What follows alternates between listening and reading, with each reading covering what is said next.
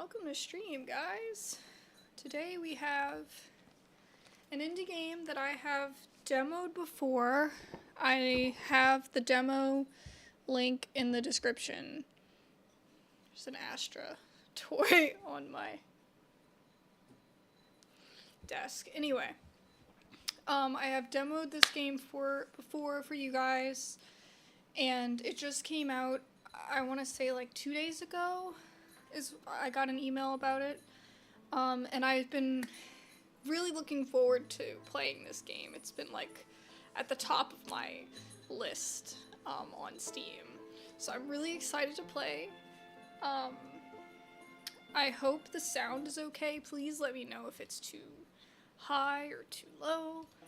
I am going to trim it, and I'm going to also do an upload of an edited version of it, I think. But we'll see. We'll see how long it takes. I did actually notice that there is a label to, like, you know, you can toggle on or off if you want it to tell you where stuff's interactable. I'm gonna have it off, but in case, like, we're having a moment and we can't find something, we know that that's there. But anyway, instead of continuing, I think we're just gonna start a new game because it was only about, like, an hour to do the demo, so it wasn't that far in, and it was like at least a year ago, I want to say, since I last played it. Let me look. I don't know.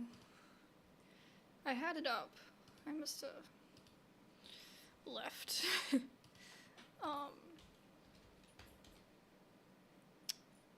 It was October 28th last year, so a little less than a year. But I mean, it's been a minute, and I don't really remember, so I'll be excited. I know it takes place in Alaska, and it's an abandoned, like, I don't remember if it's like a mining town, or like, it's like a little small, like people were just settling there to do research. It wasn't meant to be like a settlement kind of thing. It wasn't meant to be, it was meant to be temporary. I think. But anyway, we'll dive on in. I'm gonna grab some water, and then we will jump right into it. I'm so excited. It's a mystery. I think it's gonna be a little bit spooky, but I'm not sure if it's horror or not. I put that as a tag. We'll see. I might have to remove that if it's not horror. Not sure. But it is sus, and Astra's nuts right now. And it's like a point and click adventure. So, strap on in. I'm gonna go grab some water and I'll be right back.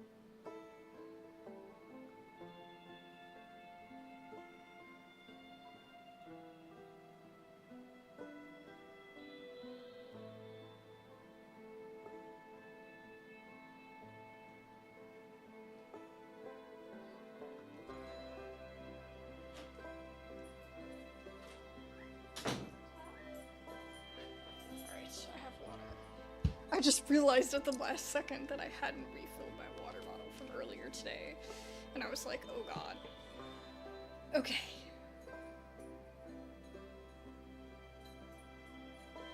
Alright, let me put chat up. Anything going? Okay. Let's go. Okay. I'm gonna just tap out really quick to just make sure everything's running okay. We had a bit of an issue at the end of earlier's stream, with things not, with it suddenly telling me that it wasn't getting, it was dropping frames, and I don't know why. There's this guy Henry that's gonna give me a ride to Deer Creek. He'll be there waiting for me. Just be careful, you know? Oh, honey, I'll be fine. So we did about an hour exactly, but I know. of the demo. Sorry, I'm just double checking to make sure the sound isn't too high. So, We did about an hour of the demo, so we'll see. maybe we could go to I'm Greece probably gonna or go Italy. through this a little I think bit Amanda would quickly at the love it. You beginning know how much she because loves I've already mythology. seen it, but I feel like we gotta do it cohesively together, you know? I've There's checked no all this twice. recap, I Everything's looked. packed. And most important, So. the super mom socks that you and Amanda got me. have you washed it? Oh, you gotta wash socks? But anyways, it's Oh real. shit, the taxi's already here. I gotta get going, honey. Remember to pack her clothes for tomorrow. Her dino is on the green sofa, okay? Her Love you, dino. hon. Give her a kiss for me, okay? Okay. Bye. I gotta have my glasses on. We're investigating, guys.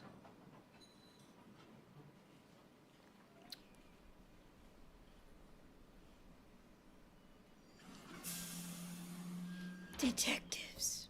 Get your detective caps on.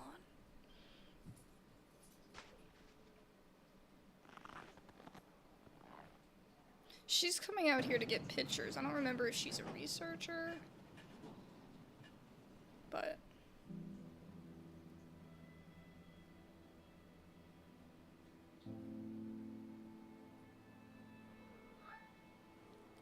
hi, Bean.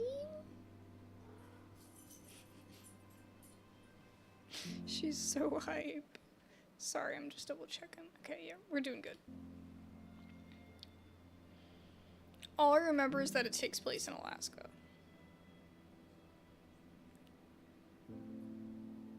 And that it was it's abandoned. For unknown reasons. I think that's all I remember. I'm really excited. I've been wanting to play this for so long. I've had it on my wish list. It's one of my most anticipated games. Yeah, Bean. Most anticipated indie games.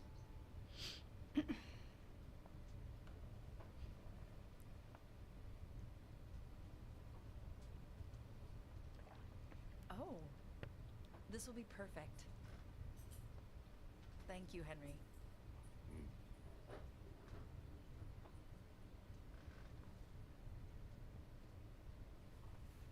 Weary from the long travel, Charlotte falls into a dreamless sleep.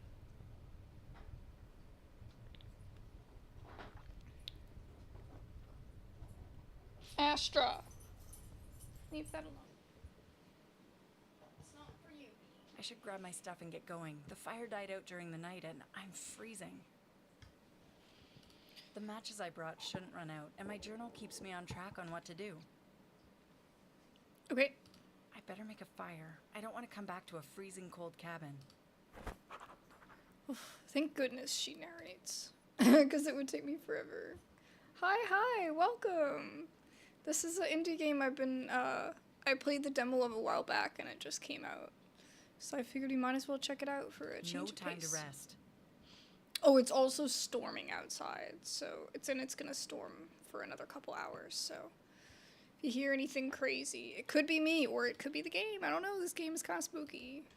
Kinda. I mean, it wasn't that scary yet when I was playing the demo, but it was suspense. It wears on you.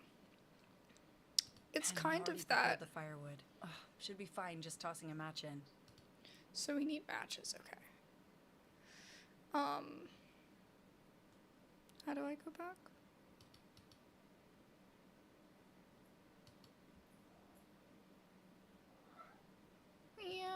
plenty of firewood to keep me warm. Okay. I forgot how to go back. I There should you go. make the fire first. Oh, I have a match on me?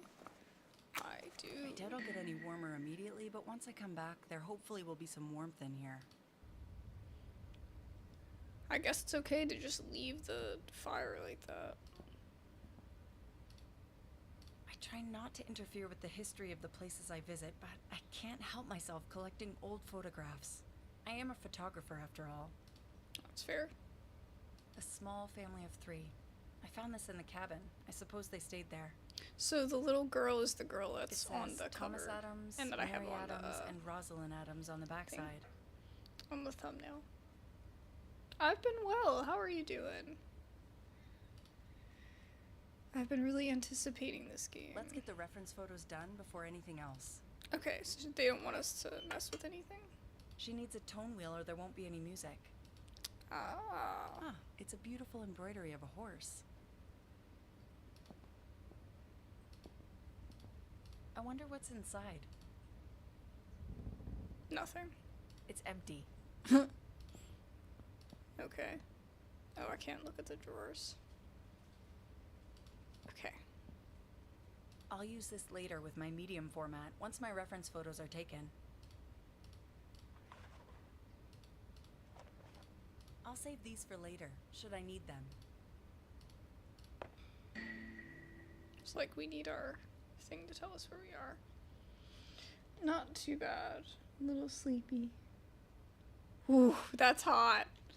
Oh, goodness. I should load the camera with some slides before heading out so I can get my It felt reference warm photos. today, but I feel like it was probably in the high 80s. I don't think it was 107. But I wasn't out. I was out yesterday. I had family in town, and they were like, we're walking to the park, and it was like 30 minutes there and 30 minutes back, and I had a headache after that, so I didn't go anywhere today. I was like, I'm done. I should load the camera with some slides before Okay, you want to do that. Okay, so there's a way to combine.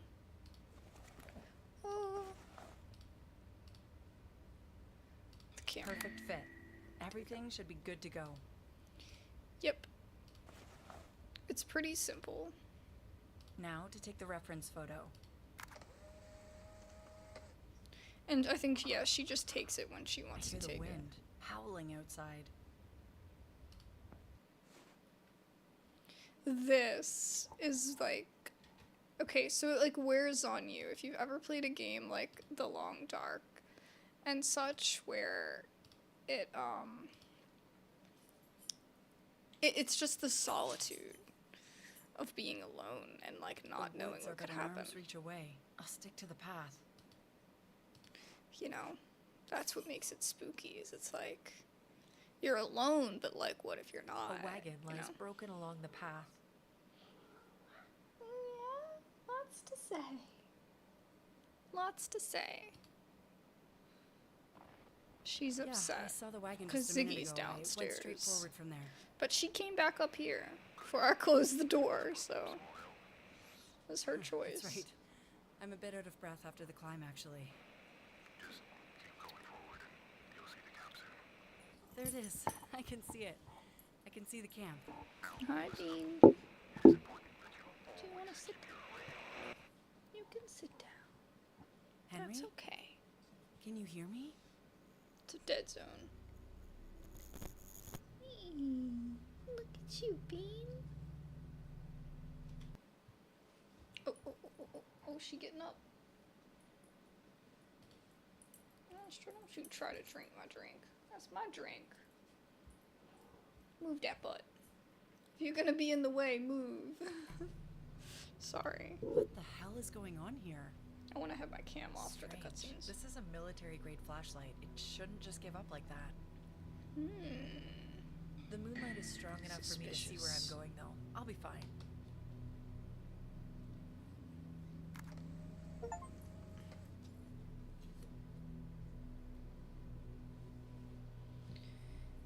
Okay. Now let me put my cam back on. Again, Fully loaded wagon I'm lies streaming broken this, but I'm beneath the also snow. I'm recording it and I'll Did they edit leave it. it in a hurry? She says hi too. This is this is like day 12 of her thinking that the new bookcase is her new cat tree. A fully loaded wagon lies broken beneath the snow. Did they leave it in a hurry? And this you can't. This Oh god. looks like an office. Scared me.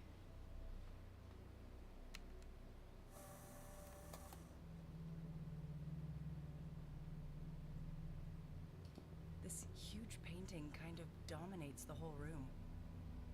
I guess it was meant to. This must be the foreman of the camp. There's no oil. Okay. I am curious if there's going to be more to interact with than there was in the demo. No point in carrying old junk around, even if it's antique. I would bring some stuff back It's to out the of oil. cabin. If I thought it was An cool. ink blotter, a dried up bottle of ink, and an old wax stamp. I won't need any of them. Because if it's something that's still, like, usable or you're able to appreciate, then it won't just go to waste out here, you know? It's a group photo, probably of the people who lived here. Their names are written on the back, along with their roles. My Oh, that's goodness, what a important. gaze this man has. This is Edgar Flynn, a logger. He looks like he's carved from stone. Okay. I sure wouldn't want to get into an argument with him if I were one of the other loggers. Okay, so Edgar. Logger. A woman with long blonde hair, just like the man to her right. She's beautiful. That's Linda Grady, the teacher. Okay. Clearly much younger than Linda, the rest. teacher. Morgan Wright worked as a logger. Quite handsome, actually. I wonder what brought him here. Okay, Morgan Wright, also a A logger. rugged-looking man with deep-set eyes. The mustache really frames his face. That's Sam Barnes, the camp's blacksmith. I'm gonna forget all of this. So, what was his name? Thomas? My goodness, what a gaze Edgar, this why did man I think it was has. Thomas? This is Edgar Flynn, a logger. Oh It god. looks like he's carved from stone. Yeah, she's I sure getting wouldn't big. want to get into an argument with him if I were one of the other loggers. So Edgar, Linda. I forgot this guy. Clearly much younger than the rest. Morgan. A rugged-looking man with deep... Sam. Edgar, Linda, Morgan, Sam. I'm still not gonna remember. Hank Grady, logger. His blonde hair makes him Okay. stand out from the others. There's a weariness in his eyes. There's a woman with the same hair. Maybe they're siblings? So, Hank, Morgan. Hank Grady, logger. Oh, you're There's a woman Hank. with the... Oh god. My goodness, This is what a so gaze bad. this man sure Edgar, wouldn't- Morgan, Hank. They're all loggers. Norman Jeffrey. He looks to be almost 2 meters tall. Unlike the others, there's no job listed for him. Okay. Thomas Adams, foreman. That's the Hmm, guy looks we just saw pretty the stern. picture of. I suppose you had to be running an operation like this. Quite... Thomas Oops, I Adams, didn't mean to foreman. cut He her- looks cut her pretty off. stern. I suppose you had to be running an operation like this. Quite an elegant suit for a logging camp, though. Mary Adams, wife of the foreman. She didn't seem to have had any real duties, as none are mentioned. Oh my gosh, she looks so pale and weary. I think she's sick. I think she was sick. This large, burly man is Charles Miller, a logger. Damn, those shoulders could probably carry a whole tree. They were made of sterner stuff, these men, that's for sure. Okay. What a motherly aura this woman gives off, and it's just a photograph. Dora Evans worked in the cookhouse. I bet she had her hands full keeping the men well fed. Okay, so she was the Jane cook. Miller. It reads she worked in the infirmary and also in the cookhouse. She looks concerned. This is Samuel Levine, the shopkeeper. Bit slimmer than the others with sharp eyes. Said somebody had the same hair as him. I don't see anybody with the same hair as him.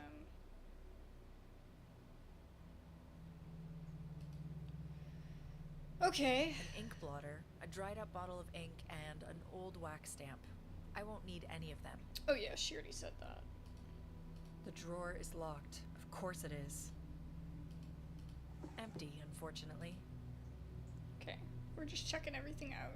And of course I don't have this. Okay. The windows are cracked, probably because of the cold.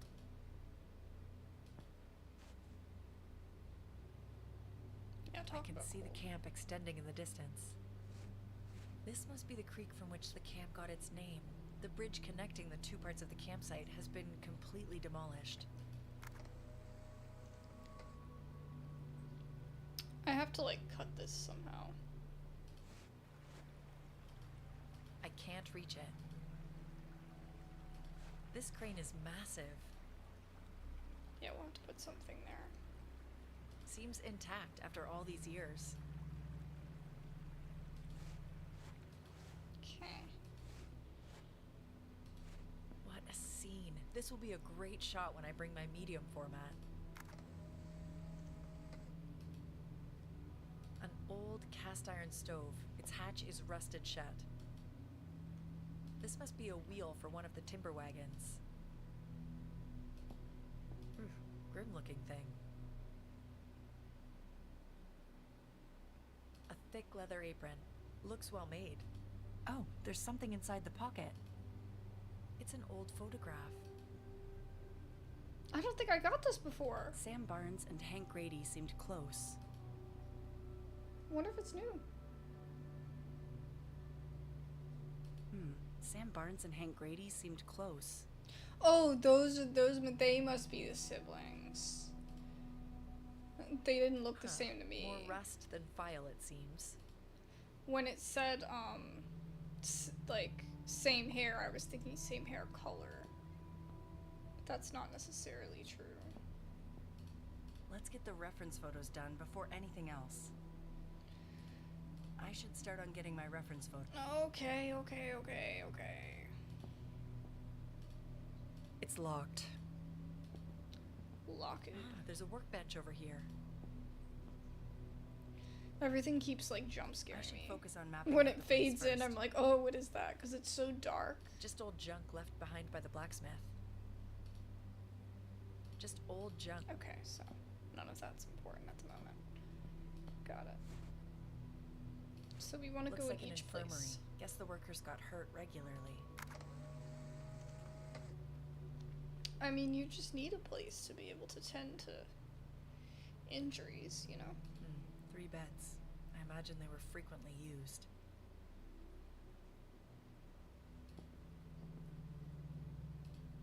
I'd rather not.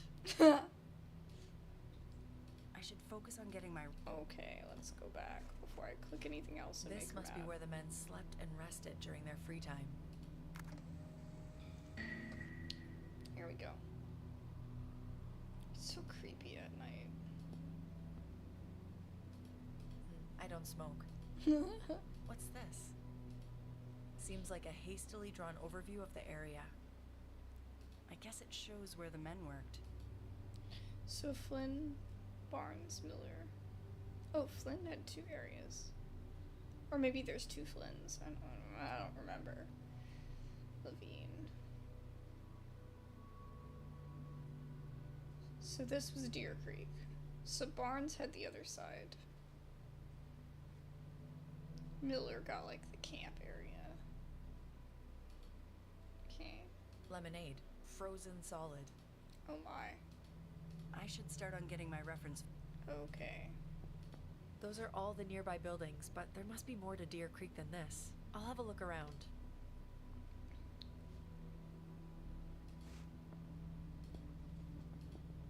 The last flame died a long, long time ago.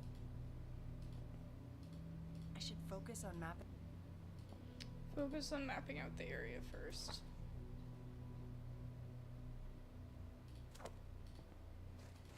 Okay.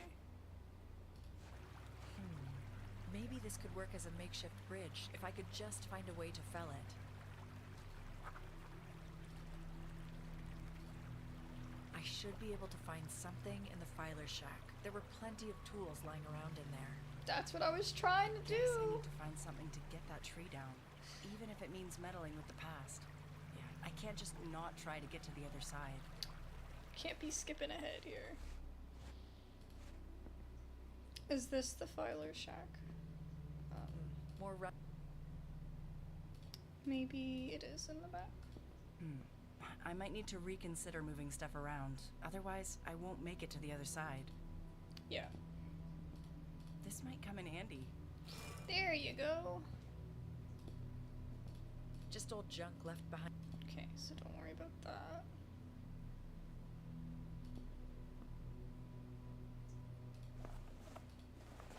Let's see if I can get this thing open.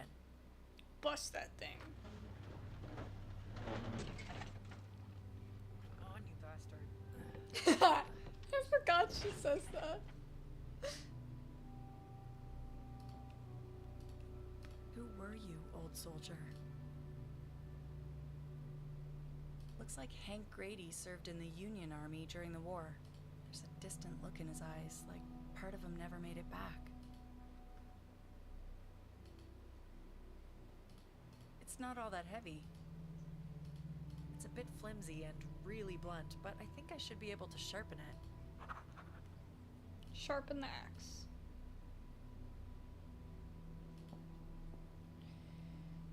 Okay.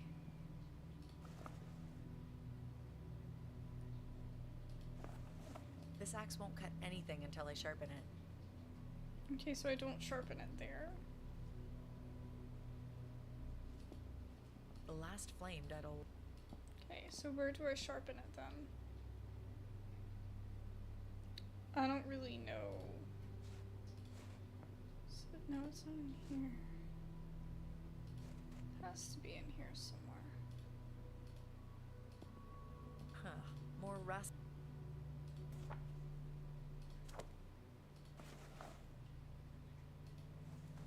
Too rusty to sharpen anything, but there might be something else laying around in here.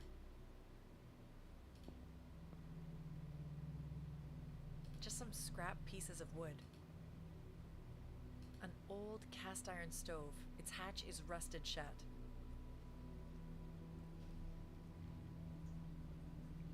It's mostly cream. This must be left. a wheel for one Top. of the timber wagons.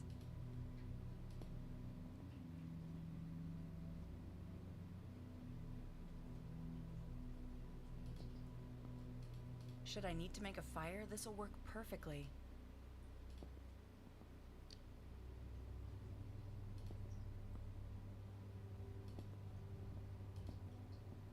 Just old junk left behind by Ah, it's a whetstone. Okay. Combine this and that. I think this will work, but it's going to take forever. I'll head back to the cabin and sharpen it there. Smart. That's all the reference photos. Time to head back to the cabin and get started sharpening the axe. I'm happy. I'm happy she was like okay with taking coal and stuff, cause like Good grief. It's that's just cold. smart. You know what I mean? I'll toss some logs into the fire and get started on sharpening the axe. If I can get this thing sharp enough, I just might be able to fell that tree. This trip certainly starts out differently.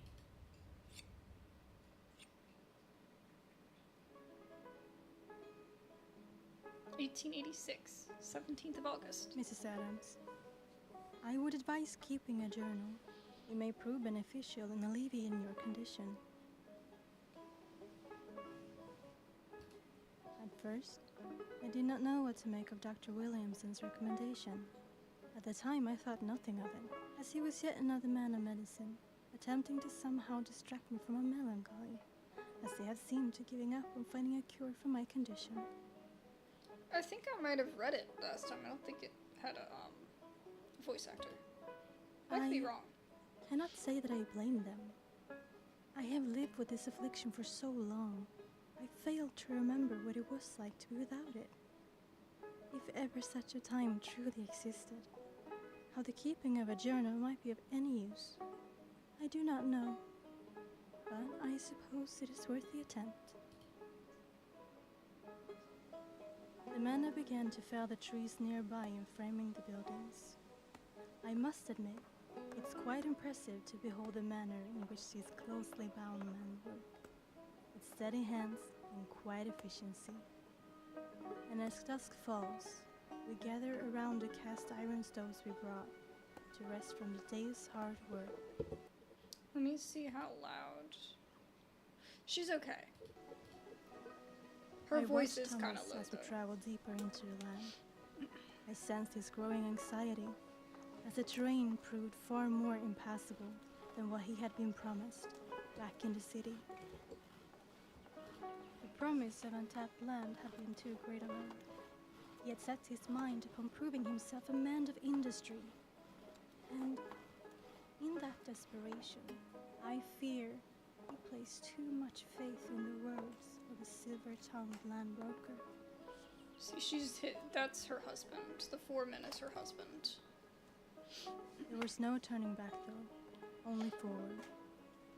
He maintained his composure in front of the men, but I could sense his doubts about this endeavor. I didn't want to burden him even further with inquiry, so I kept quiet. Regardless, the men continued their diligent work, and within a few weeks' time, quarters for the men and women were erected. A cookhouse and a barn had their roofs laid. It felt wondrous, seeing civilization take shape upon this most wild of frontiers. We were meant to reach Deer Creek much earlier, but, as with many aspects of this endeavor, things proved far more difficult than anticipated. I feared the circumstances would be hard on Rosie, but she surprised me, as she so often does, playing with and cherishing every small insect and creature she came across. See, she said she's melancholy. She probably just has depression. But back then they just thought, oh, there's something wrong with you. She even You know, if sat you beside acted the loggers different. and chatted, If you had much to any kind Thomas' of issue, dismay, oh, there's something and wrong my with that person, ill-concealed you know? merriment.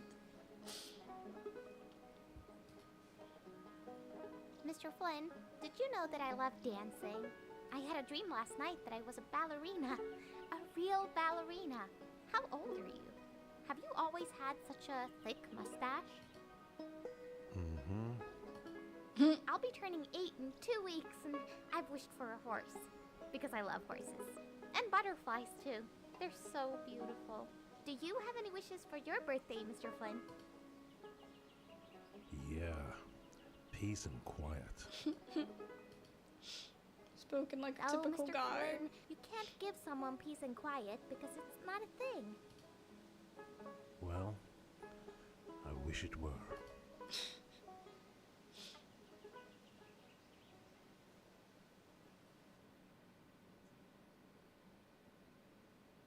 So I wonder if each day we're gonna get little snippets from the journal. And at That'll the end leave a we blister. find the journal. One thing you is know? for certain, I'm no blacksmith, but hopefully it's sharp enough. Okay. My nail broke before I started stream, so I needed to trim it. It was driving me nuts. Okay. No time to rest. Okay, so we just woke up then?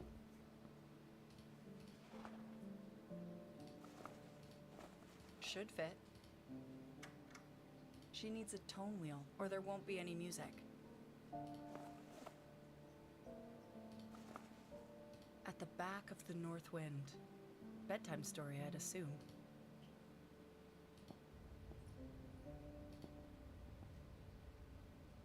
I'll use this later with my medium format, once my reference photos are taken.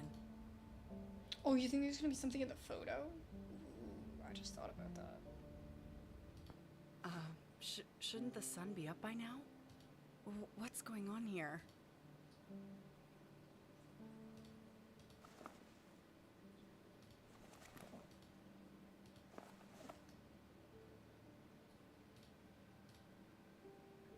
There's a faint hum of static coming from the radio. The mic is dead. Something must have happened when I moved through the woods.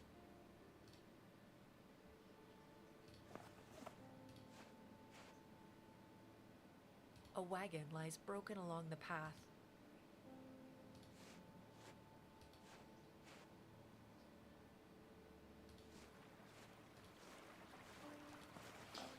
Alright, we have our axe.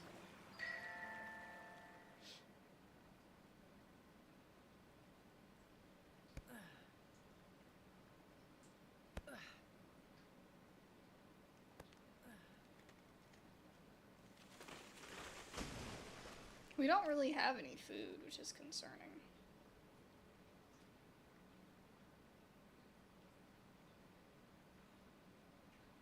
Oh, it's split. Well, that's the end of that axe. Couldn't we keep the axe head? I guess not. Hi, Bean. Hello. She like, I'm busy. Got places to be. Oh, the schoolhouse.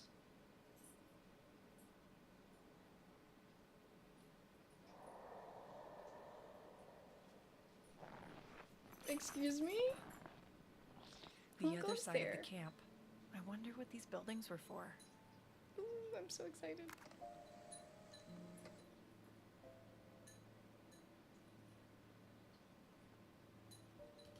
A dining hall. Cutlery's left on the table as if they simply disappeared.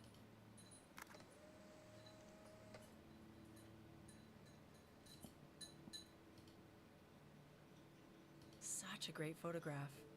Seems like Hank, over a cup of coffee, said something Flynn didn't agree with. Okay, so she's just gonna talk about who's who. Good, because I would not have remembered. I was trying to remember and I was like, I'm not gonna. So I'm So glad. eerie to see all the cutlery She's just gonna laid say out who like it this, is. as if they were just about to sit down for a meal. All lined up, as if the dinner was just about to be served. I guess this is where they served the food. Nothing interesting about this. A big scoop for a tall pot. They probably ate like horses. This probably required 2 people to empty. I've never seen a pot this size. Jeez. No point in carrying this around unless I have a good reason. I could smack somebody with that. For sure. They feel heavy, probably still filled with grain or flour. Nothing interesting. Okay.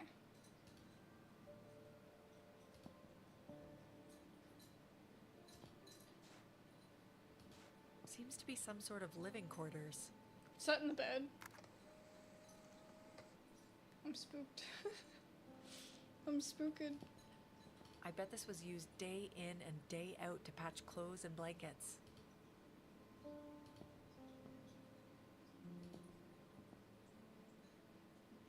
Judge not, and you will not be judged. Condemn not, and you will not be condemned. Forgive, and you will be forgiven. I've never really read the Bible, but I've heard this passage. Cool, because I've never heard of it. I'm scared of it all. Doesn't look very comfy. Even though Just it's some not old that creepy textiles. at all. Should ignite with a match. It's stacked Scandinavian style. They knew what they were doing.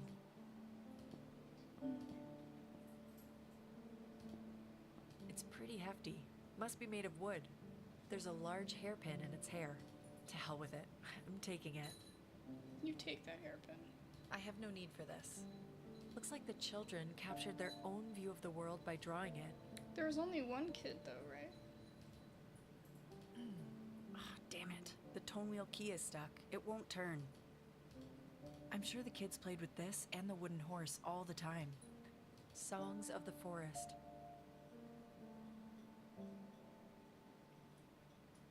Begged a cage. The word begged is heavily circled. There's a grid showing where to place the pegs, I'd assume.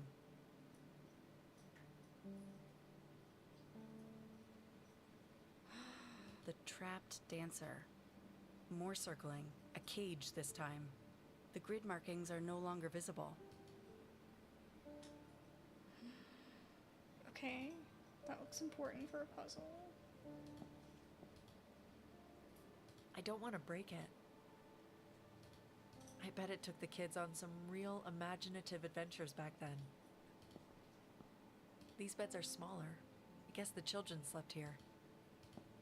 In a house by themselves? Doesn't look very comfy. Colonel Bramwell's finest roast. Okay. Looks like a barn. Okay.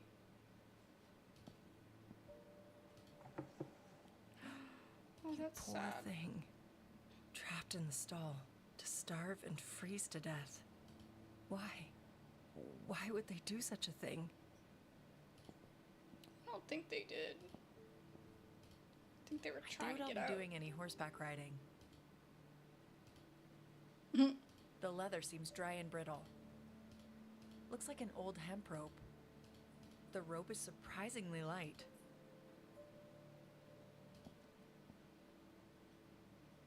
That was sad. Okay. A storehouse. Damn, it looks like a storm went through. Christ. What? This isn't just the passing of time. Something happened here. Looks like a struggle took place. A violent one. It's an antique cash register. It's just an old rusted coffee can. What you doing, Bean? I hear jingling around. I'll take a closer look. Somebody behind there. I usually don't do this, but this might hold some clues to what happened here. What, huh?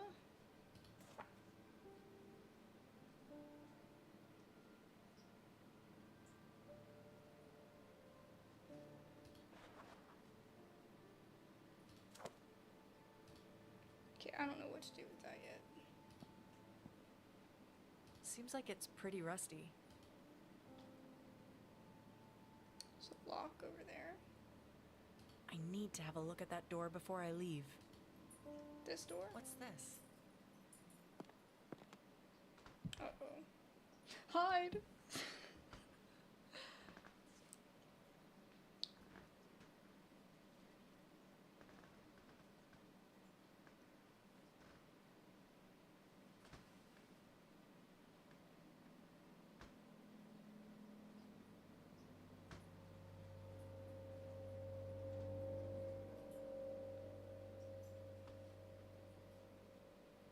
Seems like someone didn't want anyone to enter or leave.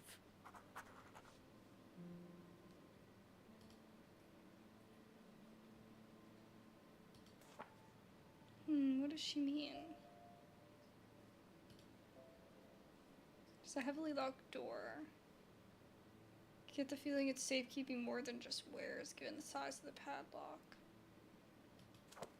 Okay. I have a bad feeling about this. This lock looks solid, heavy.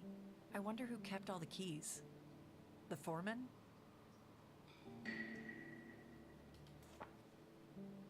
Okay. Oh, I'm spooked.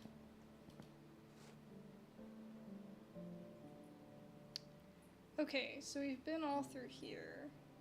I guess we do the schoolhouse. I wonder what this building is. Looks like a church, but there's no cross. A school, maybe? It's definitely a school. Usually a school has a little... It usually looks like this.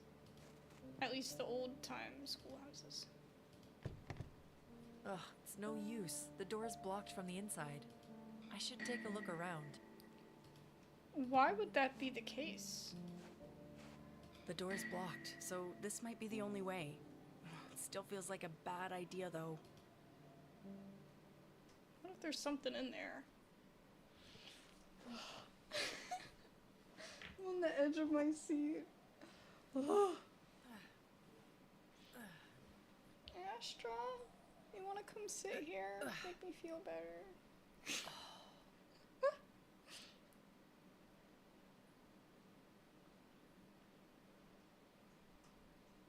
If it was any other kind of environment, I mean, there would be animals and stuff in here. Uh-oh. That didn't work out.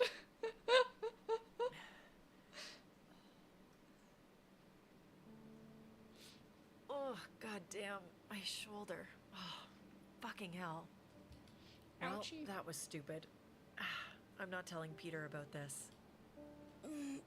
Yeah, it seems like the window is my only way in. Hopefully I can find something that can help me reach it. Perhaps a ladder or a rope? I did get a rope. The rope won't latch onto anything by itself. I need to tie something to the rope's end. Might help it catch the frame. Oh, I can go get that thing from before. Okay. Is there anything else? I don't think so. Do we go up There's further? some sort of structure on top of that hill. It seems like there's a path next to the school. Oh, here we go.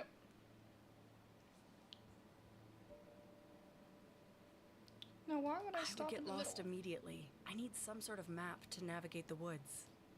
Ah, okay. Then we don't go that way. Okay.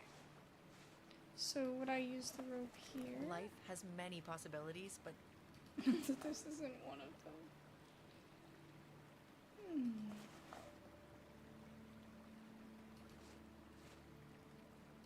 Okay. So it said the foreman. I'm sure the foreman was the one holding all the keys in camp. Hopefully I'll be able to find something in here. This painting, it almost feels like it's staring at me. There's something uncanny about this painting.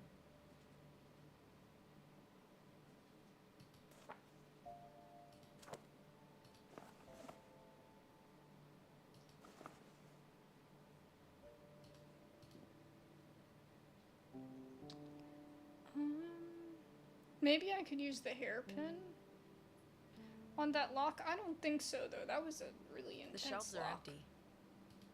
Dragging decorative, impractical furniture all the way out here. I bet the workers weren't too happy about it. Oh, maybe we could open this. It won't fit like this, but with a little bending and flattening, it might work. Okay.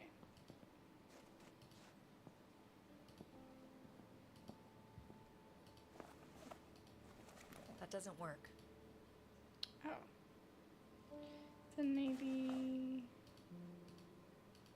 Won't work.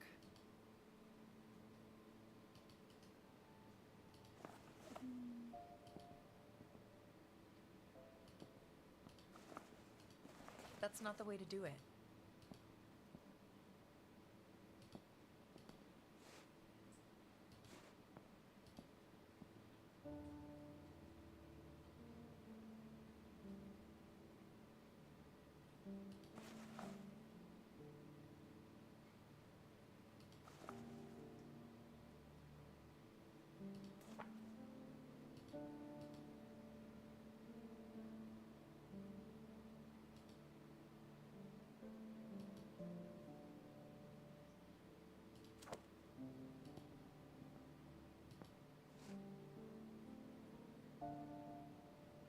A rusted two-man saw lies abandoned under the snow.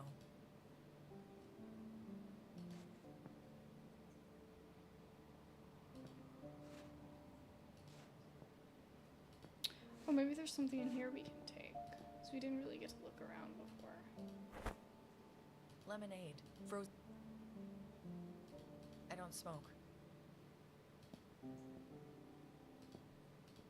Miller covered the woods to the south of the foreman's cabin. But this isn't good enough of a map. There's a mirror on the wall. Strange to think that the men looked in this exact same mirror while shaving 100 years ago.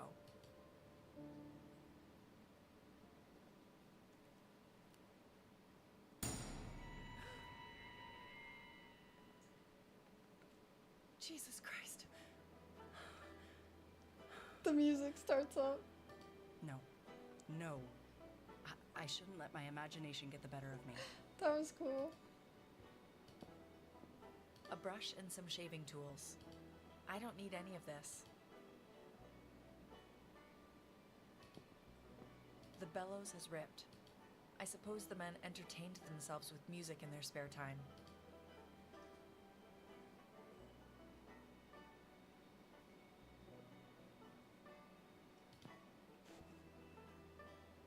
I might have to turn on the interactable stuff. Rusted, locked, or frozen shut. Either way, it won't open. Yeah, no, I'd rather not trip with this poison in my backpack. But why would we be able to interact with poison? Good thing I'm wearing gloves. This rag is dirty, very dirty. They could prove useful.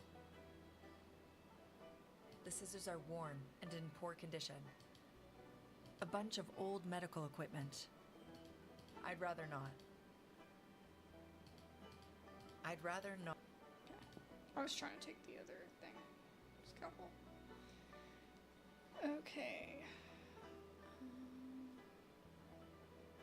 3 beds. Okay, so we got a lot of things in here now. Oops. We still don't have oil for the lantern, rope, a rag.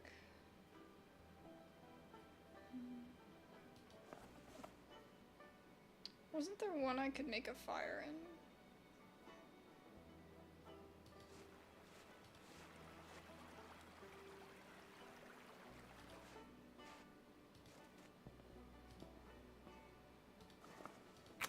It should burn for a long time.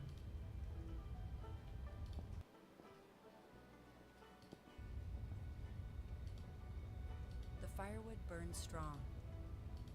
The firewood burns. Okay, sorry, I was just seeing. I'm still raining bean. Oh no, she napping now.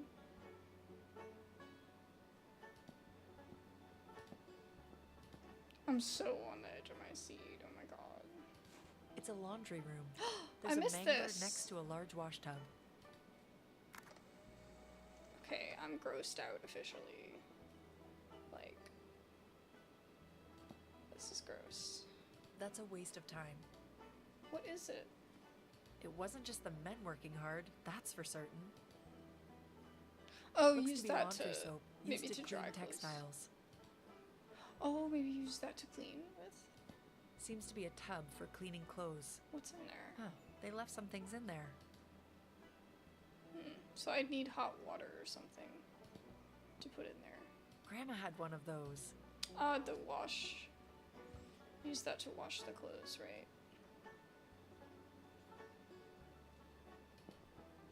Laundry soap, and lots of it. It was probably quite busy here, considering how hard work was back then.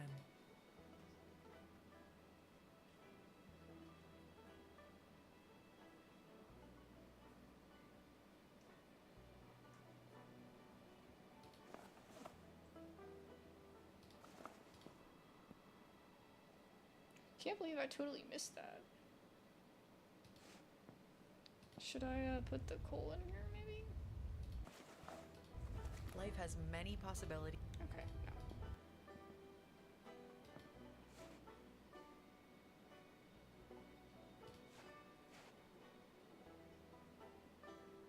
There's gotta be something I can do to get in the schoolhouse.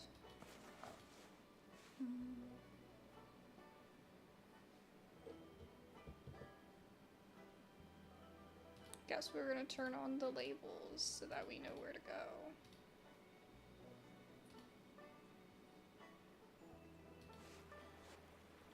Oh, it's just telling me. I thought it would, like, actually tell me what's interactable. Goodness, that thing is enormous. Nothing of interest, just crooked nails, worn out files, and a broken hammer. Just some scrap pieces of wood. Oh yeah, I saw This that. must be a wheel for one of the timber wagons. The last flame died a lot. I would need fuel for the fire and some sort. Okay, fuel.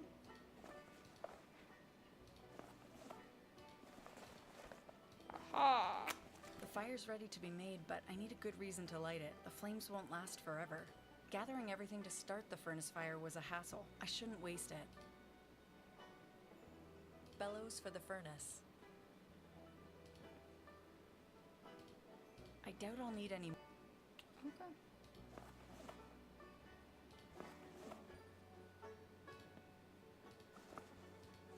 That's not the way to do it.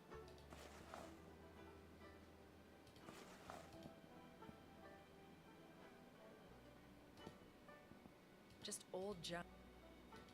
I'll grab a few. They might come in handy.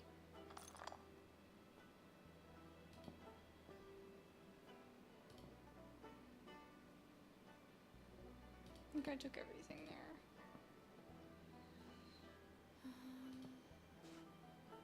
It is helping me see if I missed something, because it like will pop up and I'll be like, oh. Yeah, those need oil as well. There's probably going to be something up here if we can get oil. Or maybe it'll show, because it says this painting is creepy. So maybe...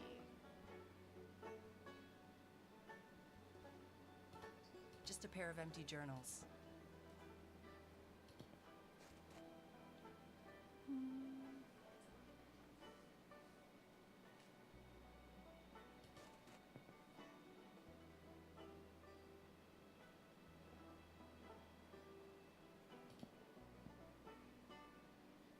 Nothing but dried up coffee inside.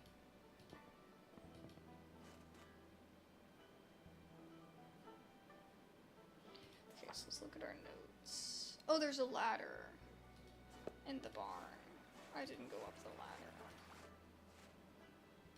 I felt so bad for the horse. I never made it up the ladder.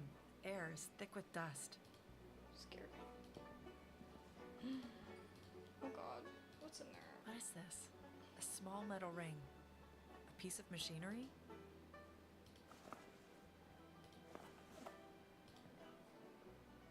Not me spooked by thinking there's just gonna be a body in there. No barn without a hay fork, I guess.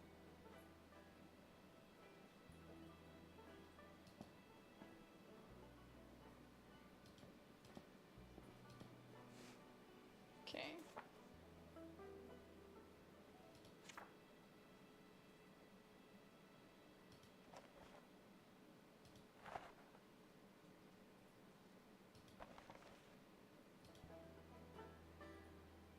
So we're just missing the school and the tower.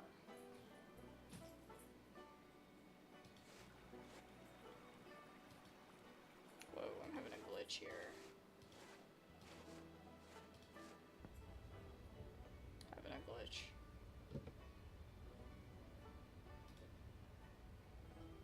I'm just gonna save. Okay, there we go. My thing disappeared. So I was just having a moment. I was like, wait, my bag's gone. Okay. So we got ourselves a wheel. Maybe we can tie the... Oops. I forgot you gotta combine. Maybe something else. Okay. Oh, goodness. What else could I do with it?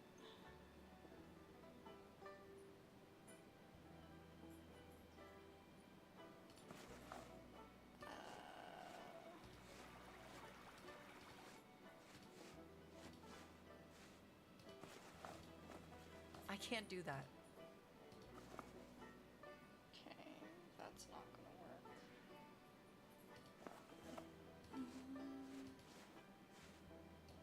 I do wish there was a hint system.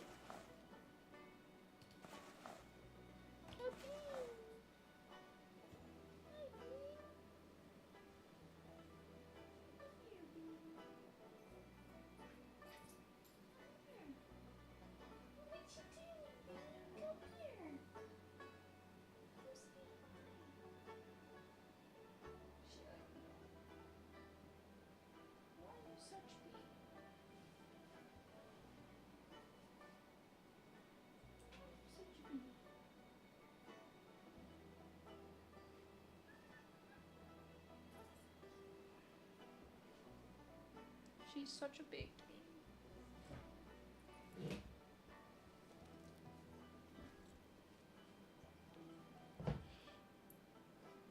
I know you want to hang out, Bean. I know you do. She lays down, see? Meow meow, I don't want to go up there. Puts her here. Oh, I like being up here. Yeah. There's something else, baked bean. It's so eerie to Don't you bite that. all lined up. I'm just trying to see if I missed anything else. They feel heavy. think bludgeoning that. Astra, don't chew that. How dare you? How dare you? She's such a baked bean.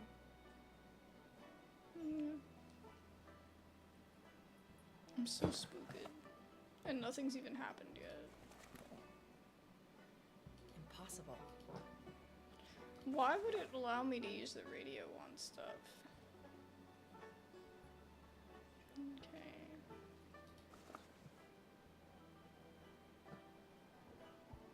So maybe there's a way I can get water.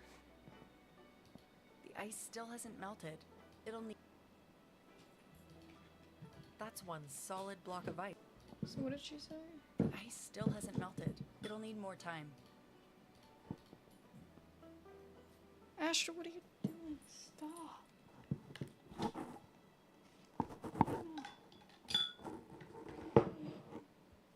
Not for you. No. It's not for you. Stop. Don't play with that. It's not yours. It's not yours. I know it's tempting, but it's not yours. And she I bite the cord now. This is a really old keyboard, so I'm not too worried about it. Okay. It was probably quite busy here.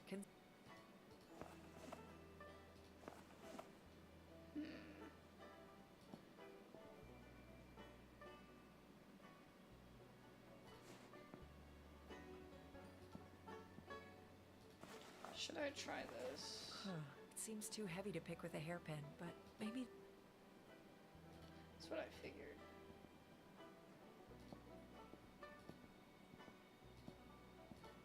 I'll take a closer look. I usually don't do this, but this might hold some clues to what happened here.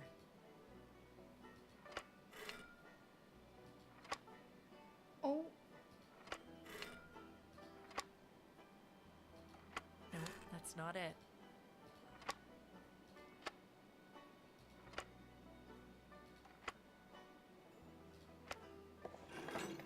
Hey, would you look at that? There's a ledger inside. S. Levine, General Store, Deer Creek, 1887. This might have some answers. I got it open somehow, and now it's empty. It's just an old rusted coffee can.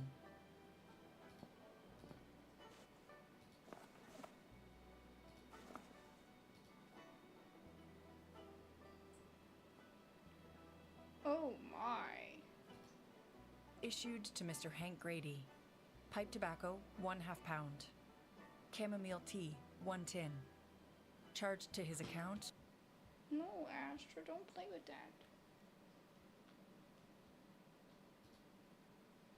Don't play with that. Oh, you're such a baby. Oh, you are.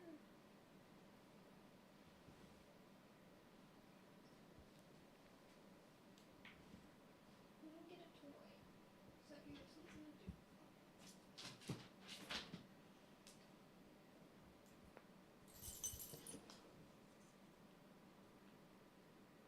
There you go. Okay, I like to bite things. It's what I do best. Is bite. And bite and bite.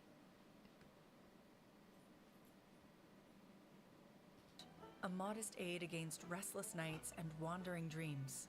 Duly noted. Okay. Issued to Mr. Barnes. Coffee, 3 pounds. Sugar, 1 pound. Charged to his account.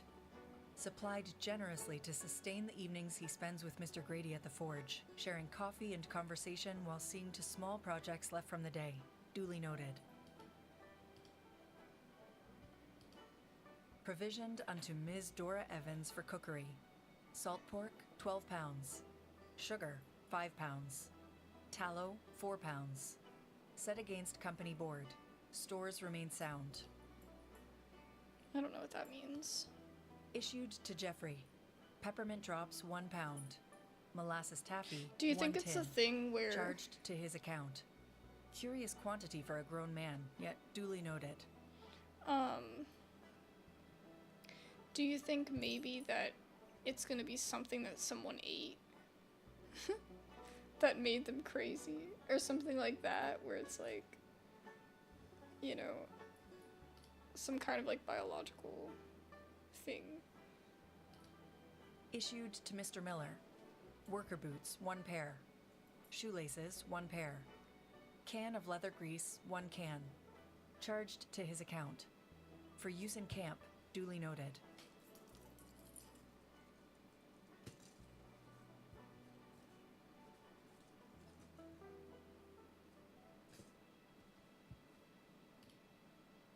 Okay. Miller and Grady came to blows over a disagreement at the timber line.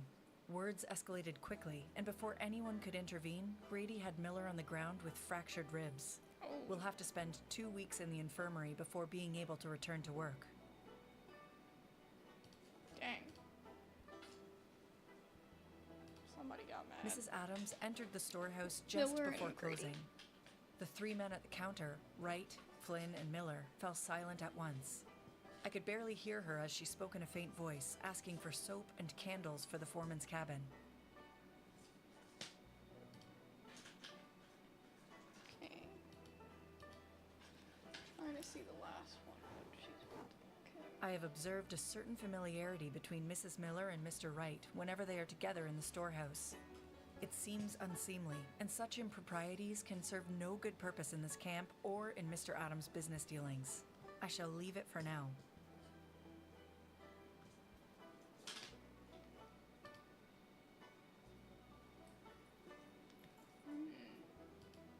Miller and Grady came to blows over a disagreement at the timber line.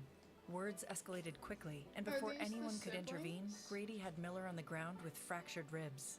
We'll have to spend 2 weeks in the infirmary before being able to return to work.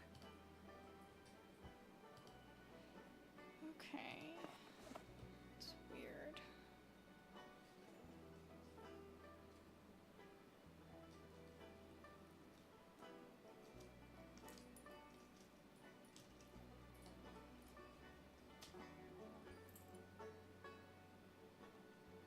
She's like, I bite it.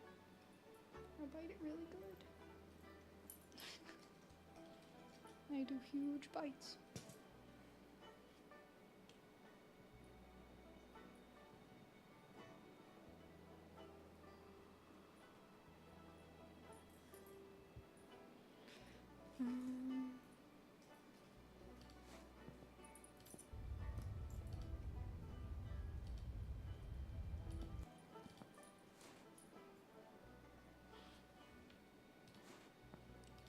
The ice still hasn't melted.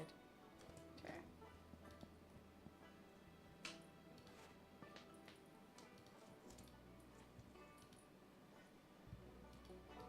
I want to go back, but I can't see. Master, you gotta lay down. You can play. You don't need to sit up to play. Okay, we already went there.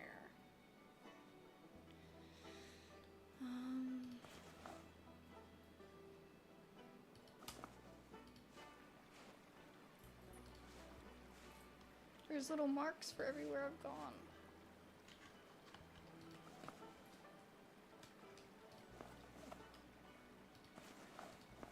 Maybe something else.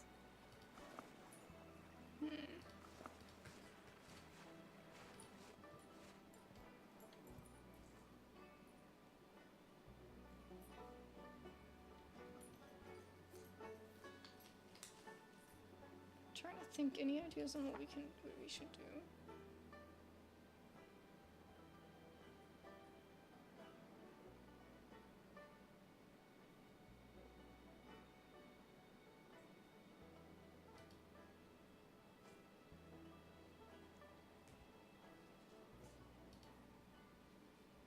A baked bean. There she goes. Nostra?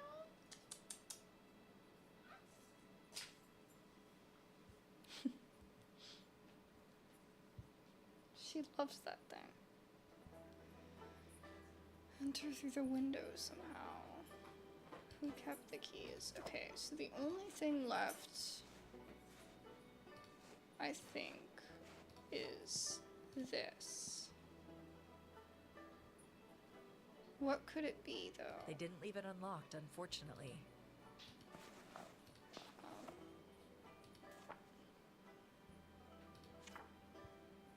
They didn't leave it unlocked. Trying to open the notes.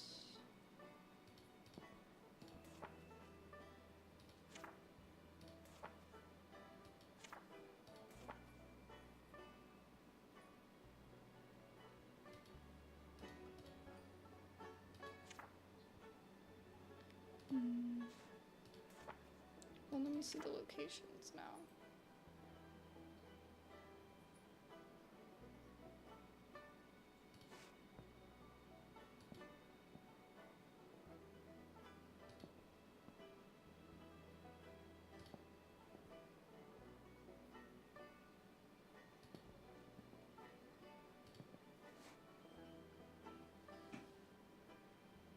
Astra?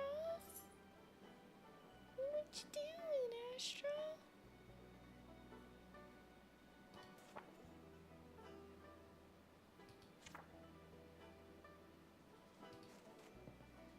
A worn stretcher rests against the wall. Thick wool blankets.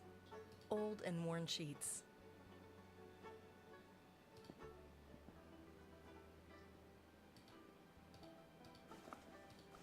While this is a tried and true method, I'm afraid I'd damage whatever's inside. Kept the workers warm while recovering. I already took everything I could from there.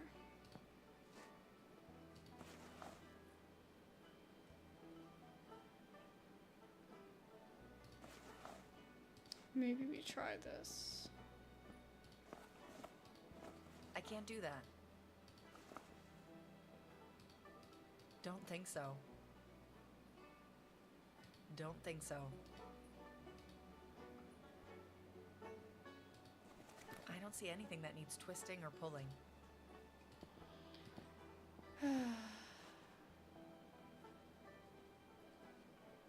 I'm quite unsure what we need to do.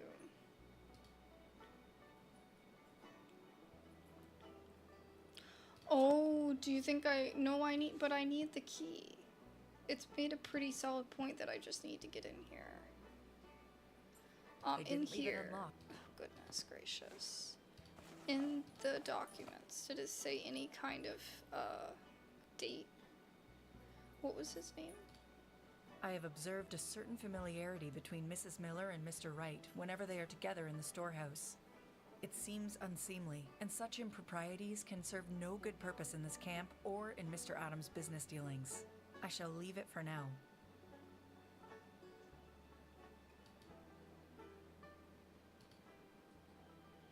I don't understand that.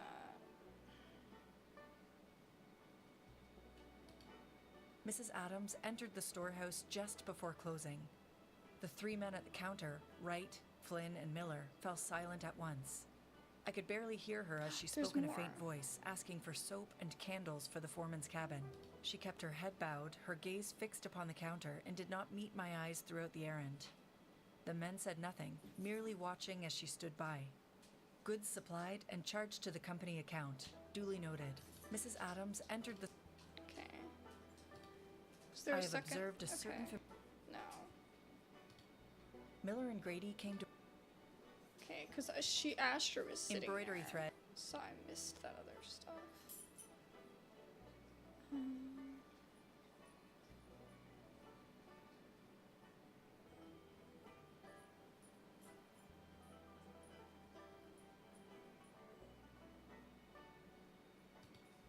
Issued to Mr. Miller. Worker boots, 1 pair. Shoelaces, 1 pair. Can of leather grease, 1 can. Charged to his account. For use in camp, duly noted. I feel like it's gotta be in there.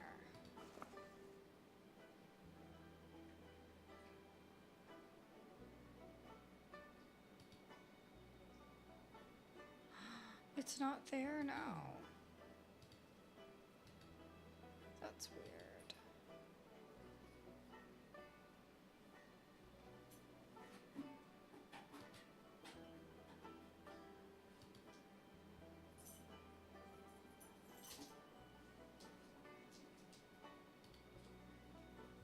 Thomas Adams, foreman. He looks pretty stern. I suppose you had to be running an operation like this. Quite an elegant suit for a logging camp, though. She's attacking her scratch pose, but it was for when she was really small, so she just knocks the whole thing over. Mary Adams, wife of the foreman. She didn't seem to have any real duties, as none are mentioned. Oh my gosh, she looks so pale and weary. Sorry for the screen tearing. I don't think there's anything I can do about it. She has the same hair as Hank. They must be siblings. She's real pretty. That's Linda Grady, the teacher. Oh, it shows up now. That's so nice. So they're your siblings then?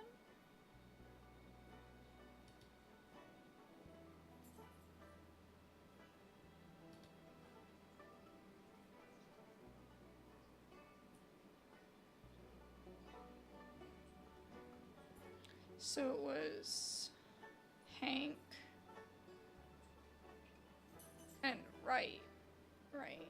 It was Grady and Wright that had the fight.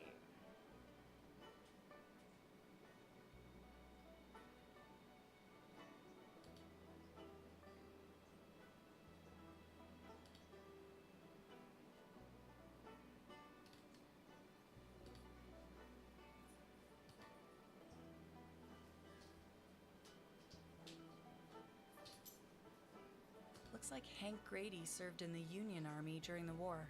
There's a distant look in his eyes, like... I was just seeing if there was a date on there.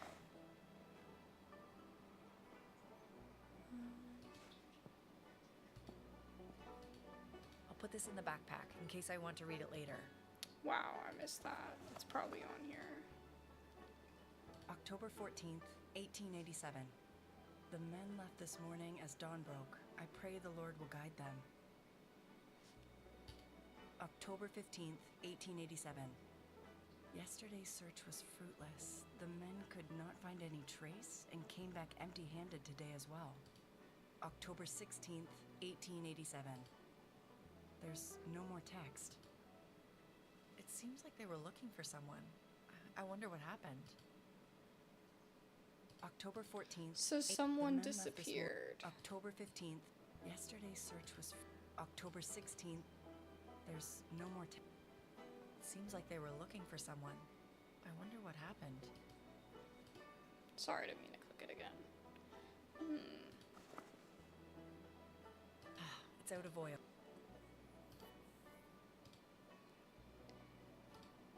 The drawers are empty. They're all empty.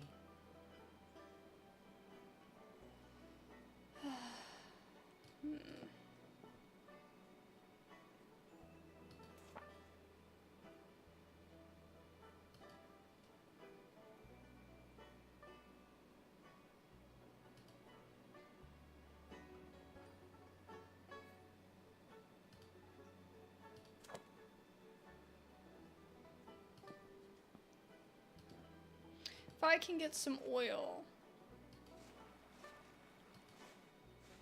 And it was the guy that had oil. A lot of paraffin lamps in here. But no oil.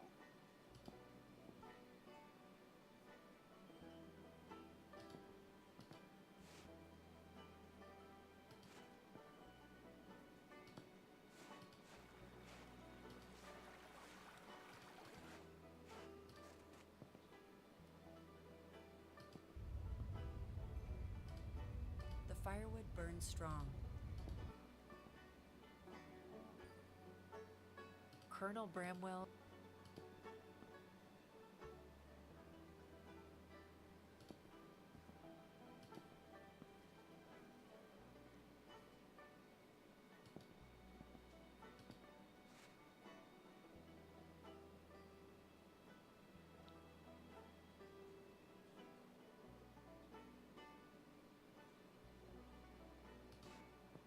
there any oil in here?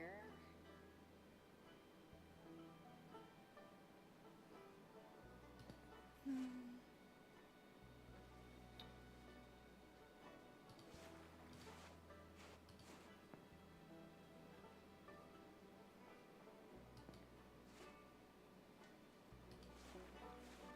It's gotta be, I don't know.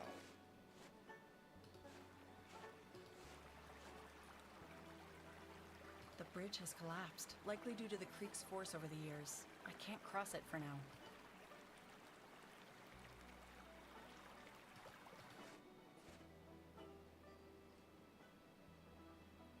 The stars are pretty.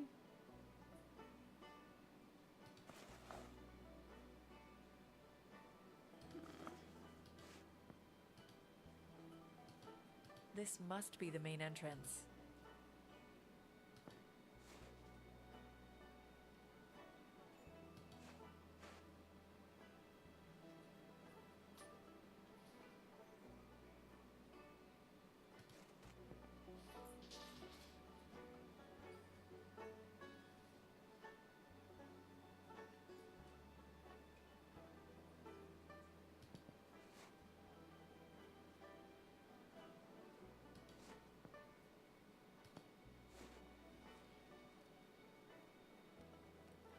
Oh, it just says women's quarter, so the kids probably. So it wasn't just the kids then. Okay. That makes more sense. I was like, in this kind of weather, we're gonna have the kids sleeping by themselves in the cold. Like, that just doesn't seem like a good idea. The ice still hasn't melted. Do I need to light something? I'm stuck. I have no idea what to do. Who kept the keys?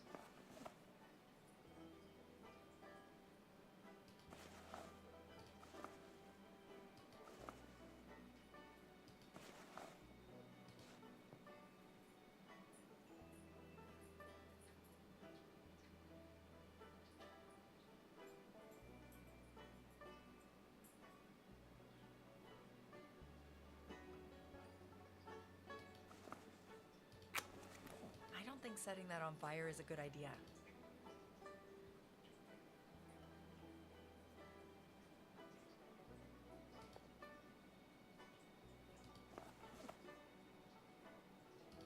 That's not what a hammer is for.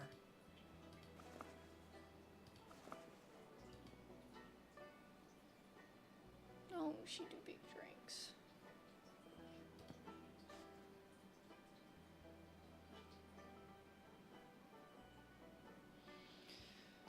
I don't know what to do. I remember doing something with this, but I do not remember what it was.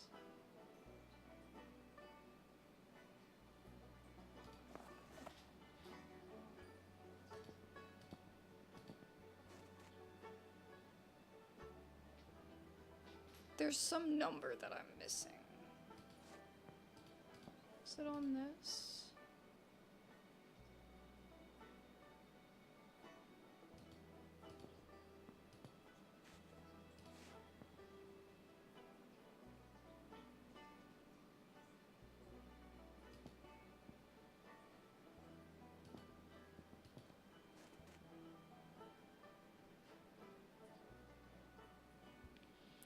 Let me see if anybody's done a playthrough, but I doubt it.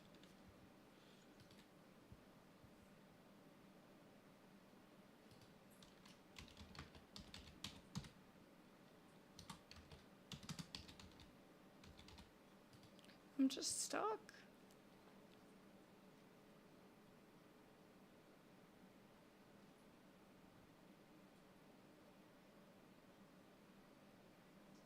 Hold on, let me put my sound on my desktop sound on mute really quick.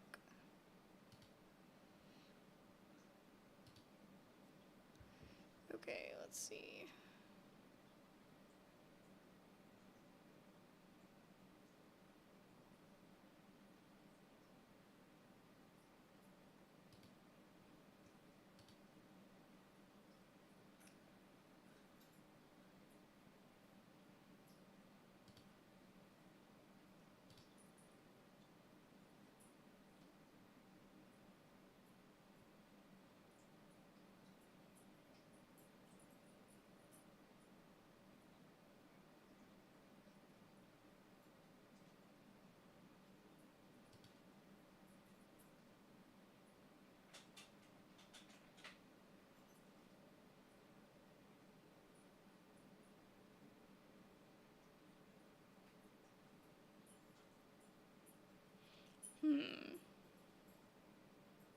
This is wild. I have no idea what to do. But this person, there's somebody that's uploaded it, so hopefully...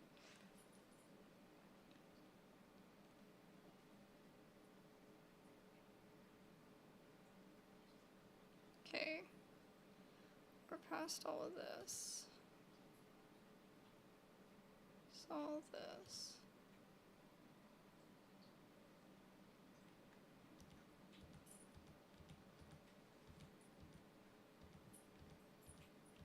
He tried the hairpin on the thing in the door. I mean, in the drawer. The lock in the drawer, and it didn't work.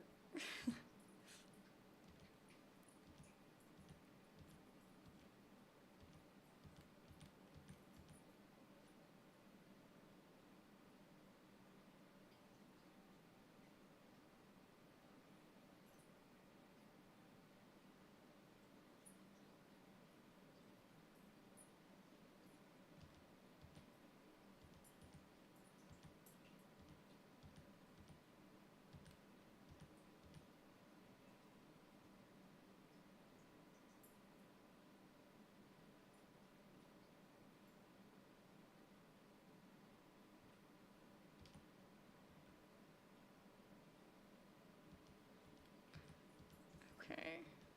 I'm just trying to see what... I just want to get past to where I am.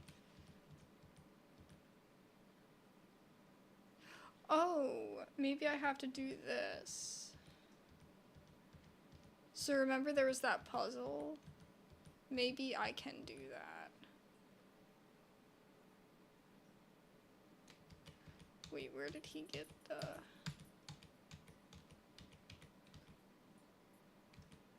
How did he get it open? Where did he get the key from? Wait.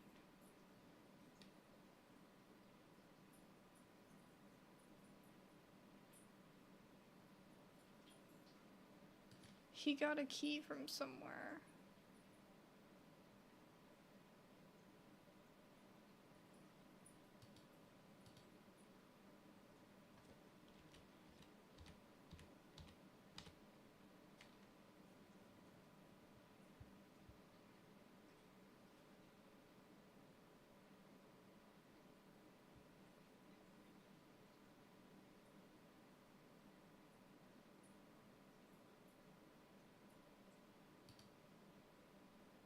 Doesn't have the key yet, so where does the key come from?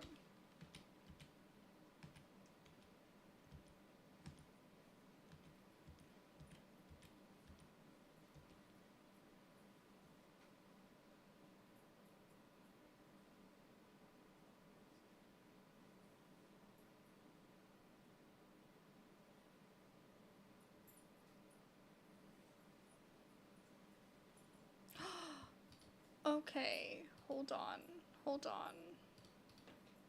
We have made progress. Okay, hold on, let me put the sound back on for you guys. Okay, so there's a key right here that I missed. A small key was left on the shelf. I wonder where it goes.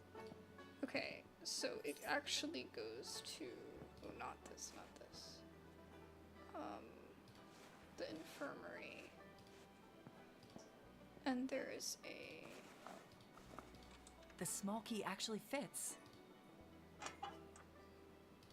There's something inside. a diary.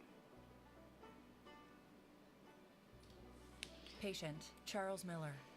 Cause, injuries sustained in altercation with H. Grady, evening of August 4th. Condition, 2 ribs fractured, left side. Heavy bruising to chest and flank. Altercation with Grady. So it was Miller and it was this guy. I wouldn't want to be going against Treatment. that guy. Binding of 'Cause ribs, you're- renewed every second day. Laudanum issued sparingly for pain. Warm compress applied mornings and evenings. Convalescence slower than expected due to patient's ill temper and restlessness. Full recovery estimated within a fortnight. Patient, Charles Miller. Okay, so we saw that. Patient, Hank Grady. Cause, axe glance to left forearm while limbing spruce. Ooh. Condition, shallow laceration, no arterial breach. Okay, well at least it wasn't Treatment, too bad. wound cleaned with carbolic solution. 3 stitches applied. Bandaged to remain clean and dry. Fit for light duty. Return for stitch removal in 1 week. No further concern. Okay. Patient, Morgan Wright. Cause, sprained ankle after misstep on wet wood. Huh. Condition, mild swelling, tenderness at joint. Treatment, cold compress applied, linen wrap for support. Rest advised. Recovery swift. Mr. Wright fit for dispatch evening of the 5th, yet retained for observation an additional night. Released morning of the 6th. Patient, Samuel Levine.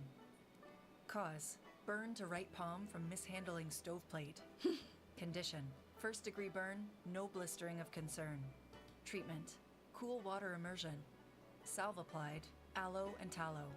Hand wrapped lightly, cleared for duty next day, to avoid heavy gripping for 24 hours. Okay. Patient, Edgar Flynn. Cause, bruising to the right shoulder after log slip on So what are rollway. you doing? Condition, motion somewhat limited. No fracture suspected. You just fell off the windowsill. Treatment, shoulder cleaned and examined. Cold cloth applied. Recommended 2 days rest and avoidance of overhead work. Patient disregarded advice and returned to the site before noon, despite my attempts at dissuasion. Wow, didn't want to listen. Charles's injury. Charles lies in the infirmary still, 9 days since his quarrel with Mr. Grady. I tend him only because it is required of me. His wound heals, but his anger does not. He speaks to me only in bitterness, as though I stitched his hurt with my own hands, or as if I were the cause of the quarrel. I wish these days would hasten on, so Charles may return to the forest and I might know some respite from his temper. Oh, okay. Mr. Adams returned again this morning after the men had gone out for the day's work, asking after more laudanum. His hands trembled slightly as I measured the draft, and I warned him against taking so much. He dismissed me sharply as though my concern were but an unwelcome hindrance between him and the medicine. I fear he depends far too heavily upon the bottle, yet he will not heed a word of warning. Oh goodness, we got multiple problems happening. Mrs. Adams presented this afternoon in a state of great agitation. A mild sedative was administered, though it produced little observable effect upon her mind. Understandably, given the circumstances. What circumstances? Like, maybe if the kid went missing. That's all I can think of.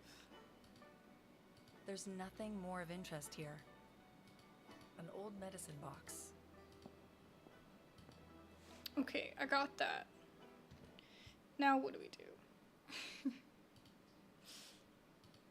Now it becomes the question, like, that doesn't really get us anywhere else.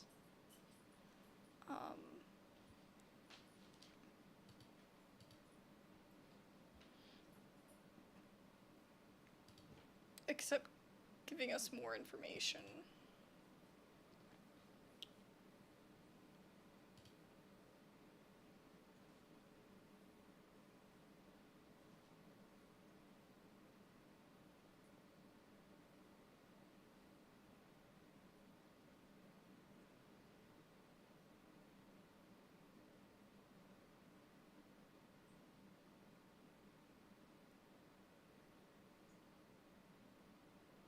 He's saying he feels like there's an interaction that he just hasn't seen, which is what I feel like.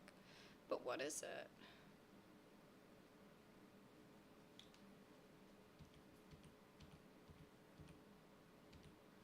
Okay, he missed a photo.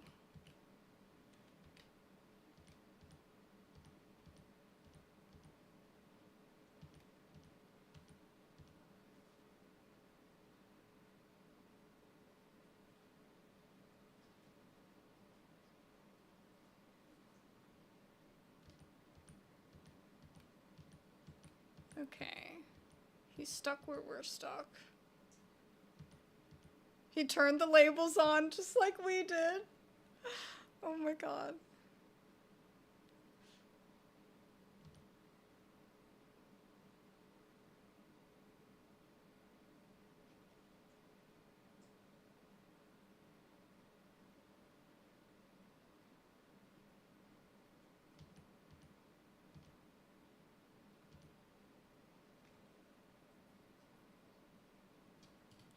Okay.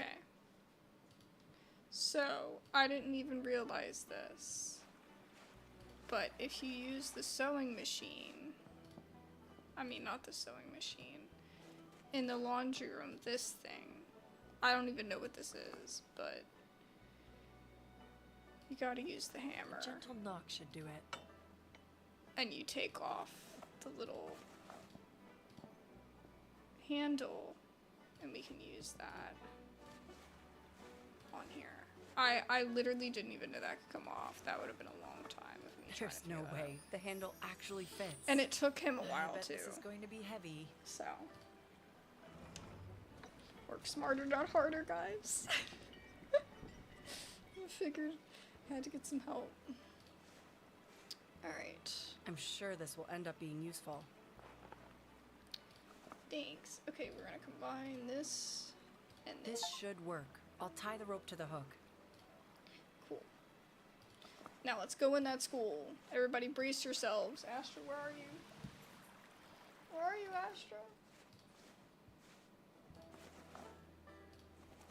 That's not the way to do it. I gotta get closer. Astra?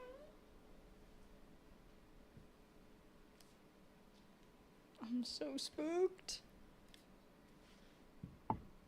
Oh, is my sound back on? Oh shoot. I don't know if I put it back on. It is back on, okay, good. Oh my god. What's gonna be in there? I'm more scared of that store door, but I'm still scared.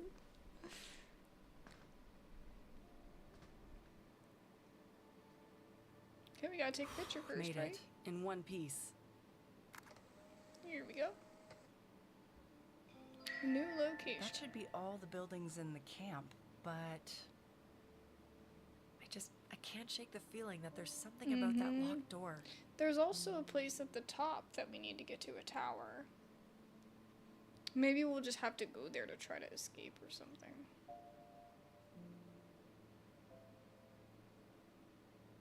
There's definitely gonna be something here for us to be able to I've use. seen one of these ages ago. A magic land. Wow, it's beautiful. Oh, It would be okay. amazing if I. Let's see. The colors are still vibrant. Why did she say Like, maybe I need to get some oil for the lamp. A picture of a teacher. Red noses and red cheeks. Red It must have been a noses and chilly red day when they took this cheeks. picture. I can't find any names. Red Oops. noses I'm sorry, I and didn't red mean to cheeks. It must have been a chilly day when they took this picture. I can't find any names, but I'm quite sure that's Rosalind Adams in the front. There's a lot more kids than I thought there was gonna be.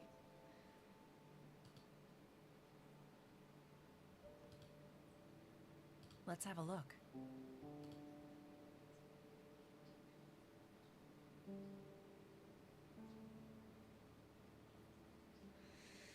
Oh, goodness.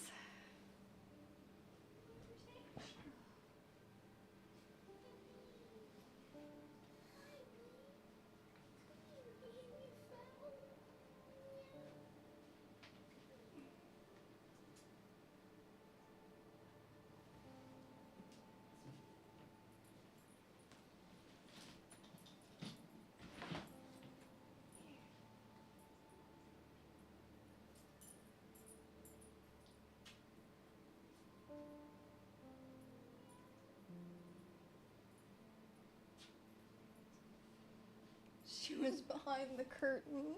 She fell between the windowsill and her litter box thing. So she was just sitting there. So I put the litter box against there so that way if she wants to go on the window, she can like lean on the litter box. I just felt bad. Recently, I've she worked with can't go Alfred on on the his letters windowsill. and words. He stumbles, hesitates, and often grows frustrated with himself, yet he does not give up. I can see the struggle in his small shoulders, and even though my heart aches for his struggles, he has got to learn for himself. This morning, he read his first full paragraph without faltering. I could sense the other children held their breath as he laboriously made it from word to word until the end. My heart swells with pride. In a place so harsh, these small sparks of learning are like sunlight breaking through the clouds. No, that's cute. Today, I watched little Rosalind as she explored the pages of her book with eyes wide as the morning sky. She asks questions that tumble out like the rushing creek, each one more eager than the last.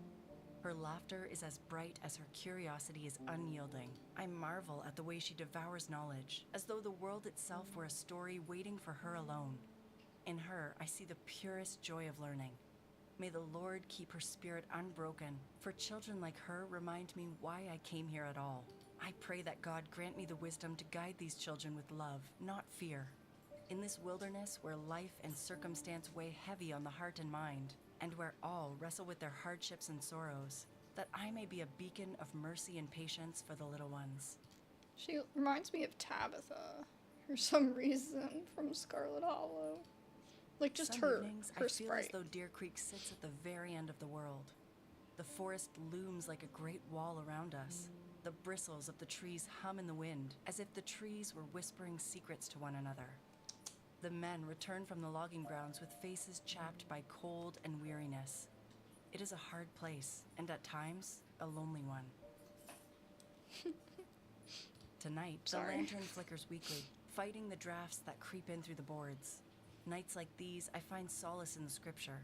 God is our refuge and strength, a very present help in trouble. The words felt written for this place, for this very night. As I read these passages, although the wind outside still howls, the cold still gnaws, and the shadows press close, I am reminded that even here, in this harsh and distant corner of the earth, I am held. The Lord's presence reaches farther than any wilderness. And with that truth resting in my heart, I find comfort to meet another day. She's very religious. Today, as the cold wind cut through the camp, I reflected just how far from the world we are. I felt once more the quiet comfort of having Hank near, silent, vigilant, and actionable. I cannot help but think of the life he has carried before arriving here. The war, the rangers, the horrors no one dares to speak aloud. I see it in his face, in the distance that sets in upon his eyes at times, as if a dark bird, just from nowhere, lands upon his soul. How utterly cruel the world has been to him, to force a soul so capable of love and compassion to endure such unimaginable darkness. Does he have like PTSD or something? My heart aches with gratitude and sorrow. I mean, he alike. could also just have How can depression. one so worn by I'm the just world trying to still think, care like, so wholly for another? There was, she called it like a potentially violent, like, thing that went down in the store. You know, like, having PTSD can lead to, like, violent outbursts. I love my brother dearly, more than That's words right, can they're hold. siblings. And I pray that somehow, in this wilderness, we might find solace together. The Lord may have carried me far from home, but he has left me my brother, and for that, I am endlessly thankful. I pray fervently that the Lord someday will grant him peace and mercy for the things he was led into. Oh. My heart is heavy with the weight of what I cannot take back, and I tremble at the thought that the Lord's mercy may not reach me. How can I stand before him, knowing I have faltered so grievously? How utterly cruel is the Lord to set me before such a choice. What choice? Did she have to choose to, like, save the rest of the kids and leave the I'm girl? a long way from home, that's for sure. I don't know, I'm just teacher's connecting bell. random ideas together. I have no, like, you know, not nearly enough information to make any kind of Seems to be inference. verses from the Bible. The last lecture was Psalm 23. The Lord is my shepherd. Well, that's a familiar one. Just a bunch of books, mostly middle school literature. How have they survived in the elements for this long?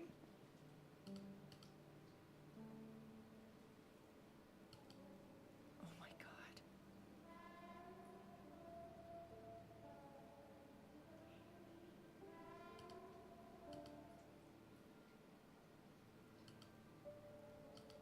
this still works. What's this?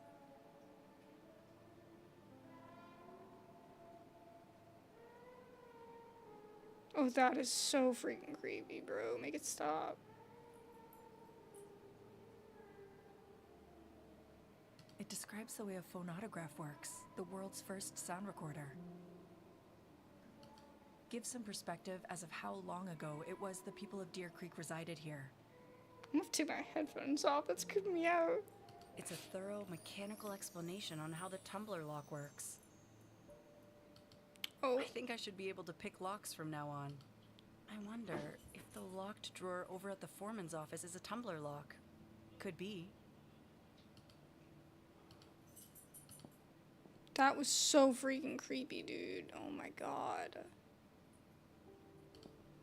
Such a relic. Too bad I can't bring it home. Can I not get it open? There's gotta be a way.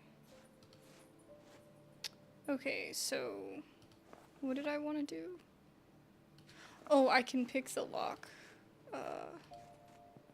in the desk, right? It won't fit like this, but with a She said she could pick some sort of lock.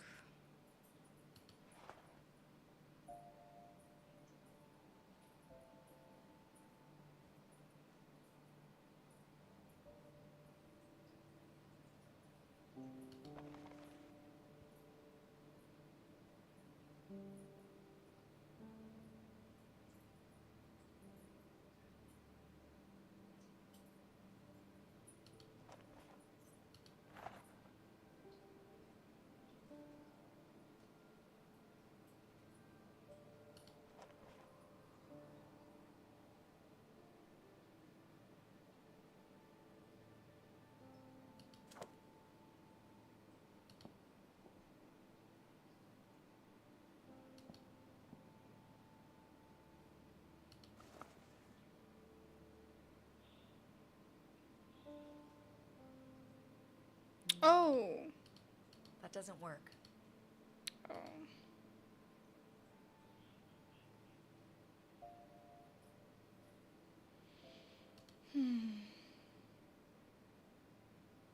There's gotta be a way. God, that freaked me the heck out.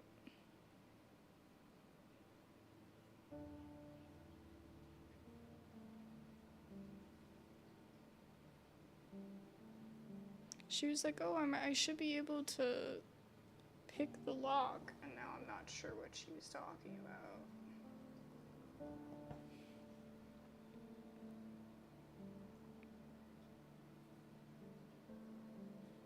Okay.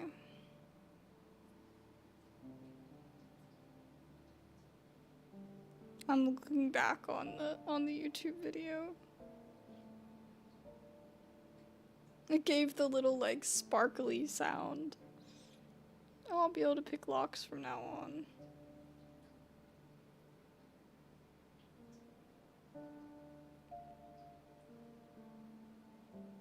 So she said the locked door, the locked drawer in the foreman's office. So I'm in the right place.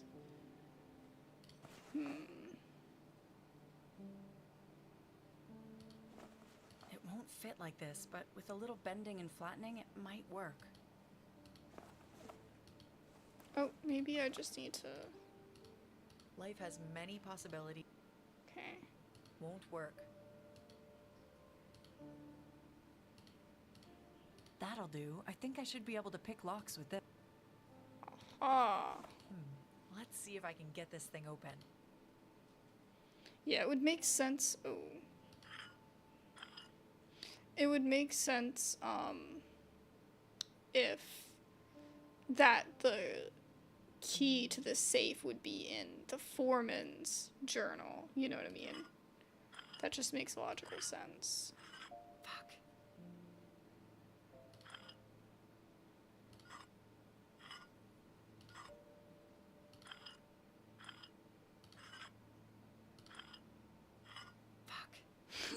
She just keeps cursing. Honestly, I would too. Ooh, lucky. Ooh, not lucky.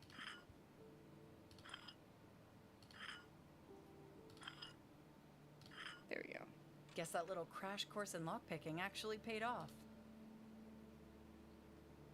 There's his bottle. I have no use for this. The bottle is empty. Morphine pills. Wow, seems like the foreman was in a lot of pain. Or he was just using, like the other lady said that he didn't need it necessarily. Maybe it fits the storehouse That he was lock. using It's too worth much a or try. something. I might learn something useful from this. I'm scared, yo. Okay. I found all the journals. Is this the end of the game? I need to go get Bean. She'll keep me Miss okay. Evans is a diligent worker and held in high esteem by the men, proving herself a considerable asset to the camp. Her knack for turning modest provisions into hearty and satisfying fare does much to sustain the men's spirits and preserve the industrious temper essential to our operations. I have, however, been obliged to remind her, firmly, of the proper order of authority between her position and mine in matters of dispute. I fear Miss Evans does not yet fully grasp the discipline and hierarchy upon which the camp must rely. Nonetheless, I intend to renew her contract, for the worth she brings to the camp far outweighs the modest wages she commands. Mr. Flynn must surely be the hardest working lumberman in the entire Northwest. Possessed of remarkable strength and endurance, he performs near twice the labor of any ordinary man, and I see to it that he is duly compensated for such exertions. His physical presence, too, appears to exert a calming influence over the other men when disputes or disagreements arise. I am given to understand that Mr. Flynn carries with him a past of some complexity, yet that is no concern of mine so long as he fulfills his duties here at Deer Creek, which he does with exemplary discipline. His contract shall most certainly be renewed.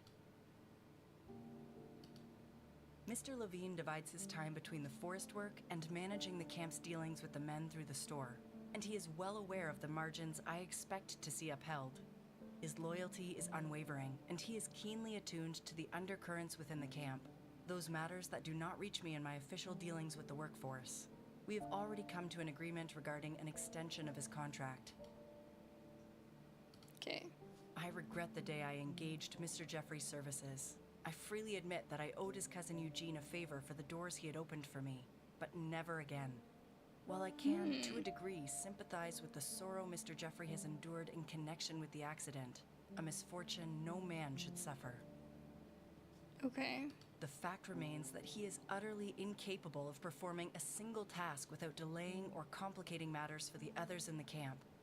This leads me to the conclusion that his employment should be terminated at the earliest opportunity.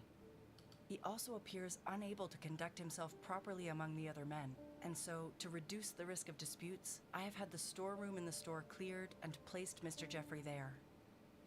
I regret the day I engaged Mr. Jeffrey's services. I freely admit that I owed his cousin Eugene a favor for the doors he had opened for me, but never again. While I can, to a degree, sympathize with the sorrow Mr. Jeffrey has endured in connection with the accident, What a accident? misfortune no man should suffer. Okay, so he locked Jeffrey in there? Okay, but that makes no logical sense. Oh, I just stuck him in there? Or maybe that was just his quarters? Wait, I'm gonna read the rest. We were on Jeffrey. I'm gonna read the rest, but wait. Oh wait, Linda's not. I don't want to read hers. It's the other person. What does it say? Is Jeffrey in here? No. Because I was going to say if... Because one of them, she said that he was angry. It was Charles. Charles's injury. Charles lies in the infirmary still, 9 days since his quarrel with Mr. Grady. I tend him only because it is required of me. His wound heals, but his anger does not.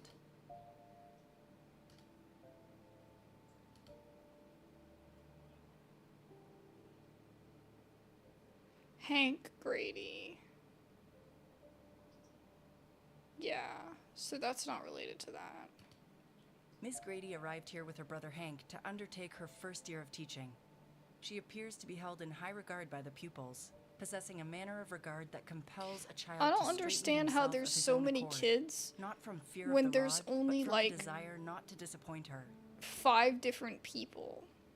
or like 8 different people that we've met. Like, how are there that many kids? And like only one kid is the kid that we know. Like, were there just other people that just aren't listed? Or like, where did all these kids come from? You know what I mean? Because nobody would send their kid out here unless they were working on the Her expedition. steadfast study of the scriptures, which she frequently cites for guidance in morality and diligence, seems to vex some in the camp, though not to an extent that demands any adjustment. Wait, what was the Miss last part? Grady arrived her steadfast study of the scriptures, which she frequently cites for guidance in morality and diligence, seems to Okay, vex I some in the see. camp, though not to an extent that demands any adjustment. It just says some people aren't like as religious, as reliant on like scripture, religious like as she is, and it seems to bother some people a little bit, but it's, you know what I mean, it's not enough to really be that much of a problem. Mr. Grady insisted upon accompanying his younger sister here for her first year of teaching. He has informed me that he served in the war as a young man, and subsequently spent several years working as a ranger. I suspect that Mr. Grady is haunted by the experiences he endured, as the other men have complained that he rouses them at night on account of his nightmares. I fear he is not entirely in command of himself, having found himself in conflict with certain men here. Some time ago, Mr. Miller was confined to the sickbed for 2 weeks with a fractured rib following a dispute. I reprimanded Mr. Grady with emphasis and informed him that a deduction from his wages would be made, equivalent to twice the labor Mr. Miller was unable to perform, yet it appeared to trouble him not at all. I shall not renew Mr. Grady's contract. He is far too unpredictable. If this necessitates that Miss Grady also departs Deer Creek, then so be it. Mrs. Miller divides her duties between tending to the men in the infirmary, overseeing the laundry, and assisting in the kitchen when time permits. There is nothing to remark upon in the manner of her work. She performs her tasks without complaint and keeps to herself within the camp.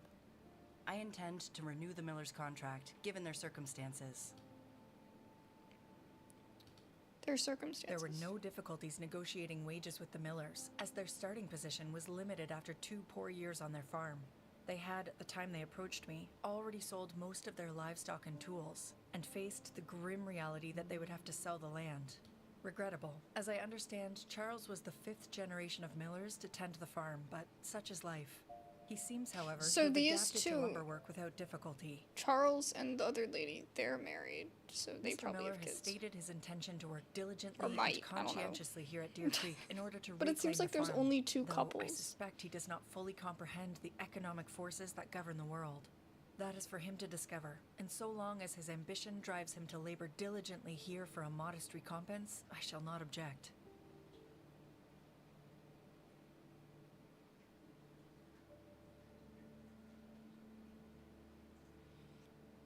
There were no difficulties negotiating.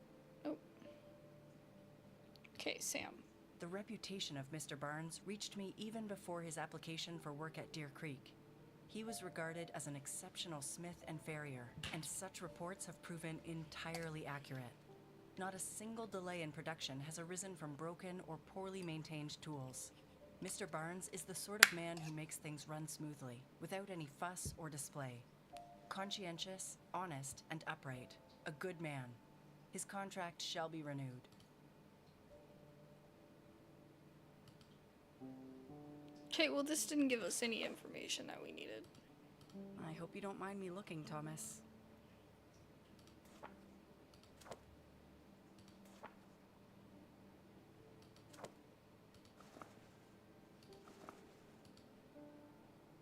The Northern Pacific Trust and Savings Bank, Seattle, Washington, August 11th, 1887. To Mr. Thomas Adams, 16 Montlake Boulevard, Montlake, Seattle. Seattle. Despite previous notices, your account with this bank remains unpaid beyond the grace afforded.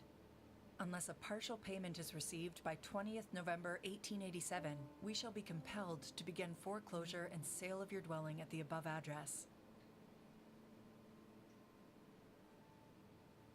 It is our sincere hope you will act promptly to avoid such measures. The bank remains willing to accept any earnest payment offered without delay, as it is our preference to preserve the dignity and solvency of our clients rather than exercise our right of seizure. Well, that's nice. That's nice words. Do they mean it? Respectfully, J.H. Whitmore, Senior Clerk, Collections Department, the Northern Pacific Trust and Savings Bank. But who was it to? The Northern Pacific Trust and Savings Bank. To Mr. Thomas Adams, 16 Thomas Lakewood, Adams. Despite previous, it is our sincere, respectfully. Okay. Foreclosure of their house. And Adams is...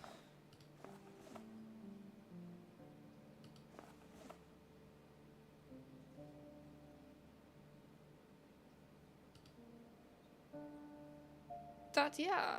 Adams is the foreman. The Northern Pacific Trust. To Mr. Thomas Adams, 6. Despite previous notices, your account with this bank remains unpaid beyond the grace afforded. It is our sincere hope. Oh, so he was never able to pay.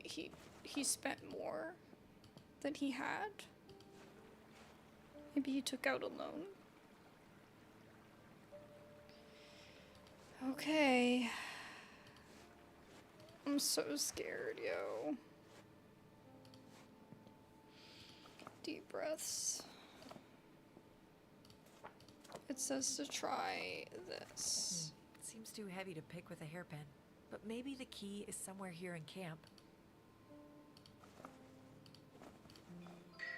Well, I'll be damned. Run, Bean, run. Bean, come here.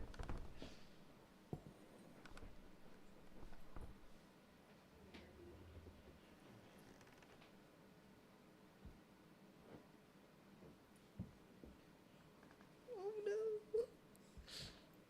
What is it, Bean? What's happening? I'm spooky, Bean.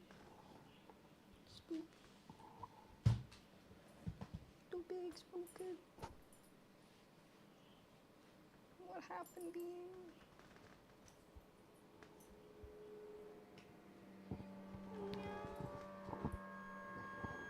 Thank you for comforting me, Bean.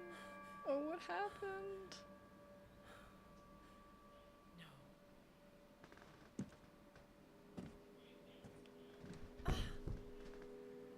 You think he was just left there?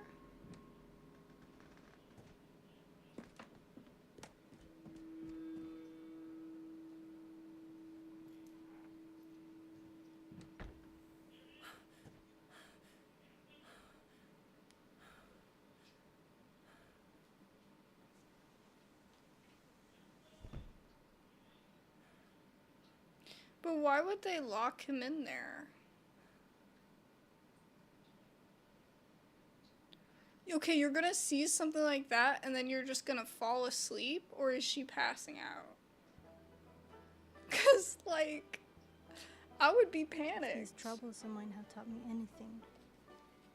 It is a sorrowful truth that folks carry more within them than the world ever sees. Deep valleys in the heart, where grief lies quiet and unseen. I myself am probably looked on as a recluse, socially inept. That's likely. But I do not think anyone suspects the thoughts I'm haunted by. Bean always makes me feel better. Huh, Bean? Can do anything. I feel like if this was a hidden object game, you would see a corpse and it would just be like, okay, let's search the corpse. You know what I mean? Like, they'd be completely unbothered. But for some reason, the way this game is, to me, it feels like I'm in the game. Everyone had their reasons for coming here. Some simply for work. Some I suspect to escape whatever past they wished on to escape. There are those who are God-fearing, those who are anything but. Oh, Bean, what are you doing? Stop that. Stop that, Bean. Can't do that. She like, what you doing, Mom? Sorry, Bean. Sorry. This needs to be first beam. No, Ash, don't do that. There you go. She was trying to sign into my Microsoft account. What's she doing, Beam? Stop that.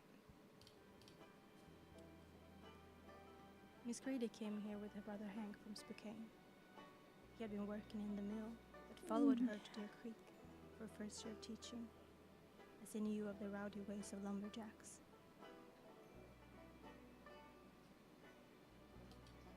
From what Rosie tells me, Miss Grady is well loved by the children, though she can be somewhat rigid and difficult for the adults in the camp to be around. Whether this stems from a strict personality or simply being a devout reader of the good book amongst rough company, I cannot say. I don't know much about her brother Hank, as he seems rather withdrawn. Word is, he endured horrific experiences as a soldier during the war, and later as a ranger. Things that will break any man. Beyond that, I know little other details. Mr. Burns is an admittedly skilled blacksmith and farrier, but I don't really understand what brought him to Deer Creek, as he would probably be far better paid for his skills in the city. On the other hand, it is his sole business. Yeah, well, like she said at the beginning, everybody has a reason. Like, usually, like, if you're going away for something like this, you're literally moving, like, your livelihood, your whole life. Because you can't, there's no way to, you know what I mean? This is, like, way back when, like, you moved out here for life. Like, you were not, you couldn't travel back and forth, like. I think I have only traded a few words with Mr. Barnes, but he seemed well respected and appreciated amongst the other men, dutiful and hardworking. As I'm told, when their farm's meager yield could no longer support them, Mr. and Mrs. Miller resolved to seek their fortune beyond its failing fields. Word reached them about logging prospects in Deer Creek, so they contacted Thomas, who hired them shortly thereafter. Charles as a logger, and Jane splitting her time between cooking under Mrs. Evans and running the laundry. She also tends to the men when they need care in the infirmary. Sometimes I fear Charles does not treat Mrs. Miller quite right, but I might be mistaken. I can't say what makes me feel that way. I just get the sense. Yeah, we already I knew that. understand that Mr. Flynn has a bit of a trouble past. Based on what the other guy said, And a temper. the storekeeper. I would pity anyone that's on the receiving end of Mr. Flynn's upset. That's for certain. Word has it, the three men sought to waylay him outside a tavern in Evansville, and it is said that none of them drew breath by the end of that night. Whether there's truth to it, I cannot say.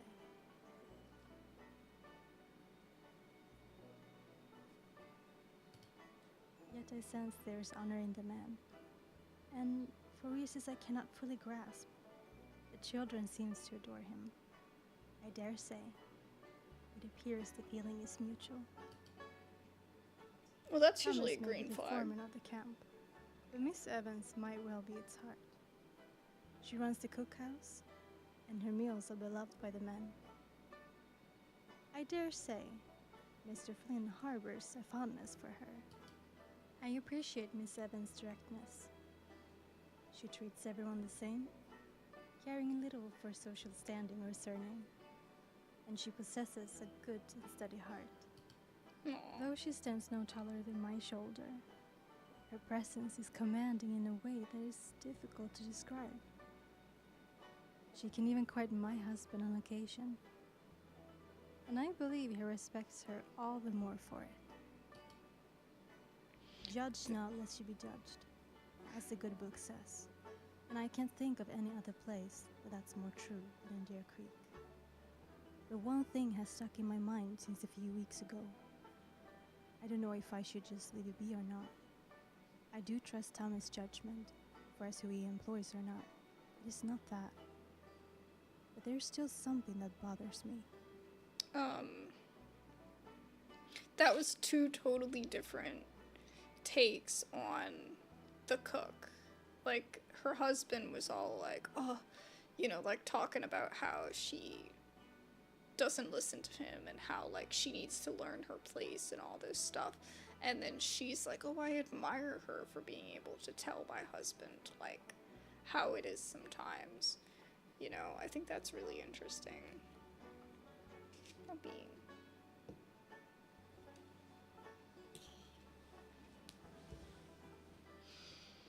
Gotta move over. Oh.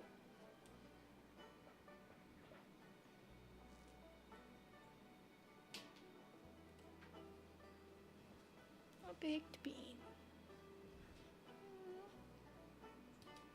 What else happened? Thomas hired Mr. Jeffrey solely as a favor to his cousin, Eugene Jackson, a business acquaintance from Thomas' days in the grain trade, to whom he owes a considerable debt. Mr. Jeffrey soon proved himself ill-suited for logging or any task requiring a sense of responsibility, or precision, for that matter. Thus, he was given the role of bull cook. He fetches water from the creek, ensures there's firewood in the quarters, and sees to the feeding of the horses. So that's why he didn't have a job. Because he just does random stuff. One to just remark keep I the camp once going. overheard Mr. Grady make in passing about Mr. Jeffrey has stayed with me. The man is not proper up there. I believe Mr. Grady merely gave voice to a suspicion I, too, had begun to harbor. That there is something not quite right in that man. This meek-looking man, with nothing distinct about him save Rosie Oh, delights shoot. in tending to the horses with him. And I find myself unsure on how to approach this predicament, for the man has done nothing to warrant suspicion, and Rosie loves the horses more than anything in the world. Okay, I'm gonna read it to y'all as I have it on my phone now. This meek-looking man, with nothing distinct about him save for his considerable height and the weariness in his eyes, should not on the surface be cause for concern. To most, he might even come across as incapable. Rosie delights in tending to the horses with him. And I find myself unsure of how to approach this predicament, for the man has done nothing to warrant suspicion, and Rosie loves the horses more than anything in the world. Yet, lately, he has begun to appear in my dreams, or rather, in my nightmares. Though I cannot say why, I shall keep these thoughts to myself, for I cannot let Rosie suffer on account of my unease or superstition.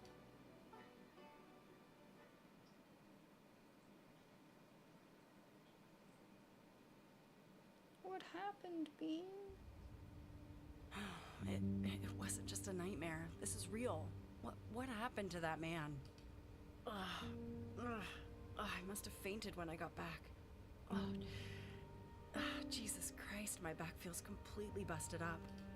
I knew there was something behind that door, but I would have never imagined something like this. I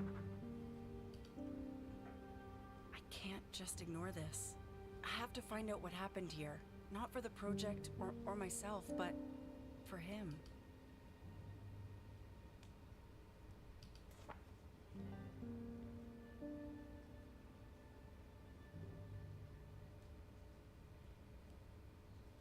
Yeah, so they just locked him in there.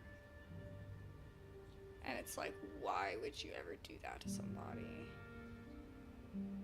I think because the little girl went missing, even though they haven't confirmed that that's what happened, but I think that's what happened.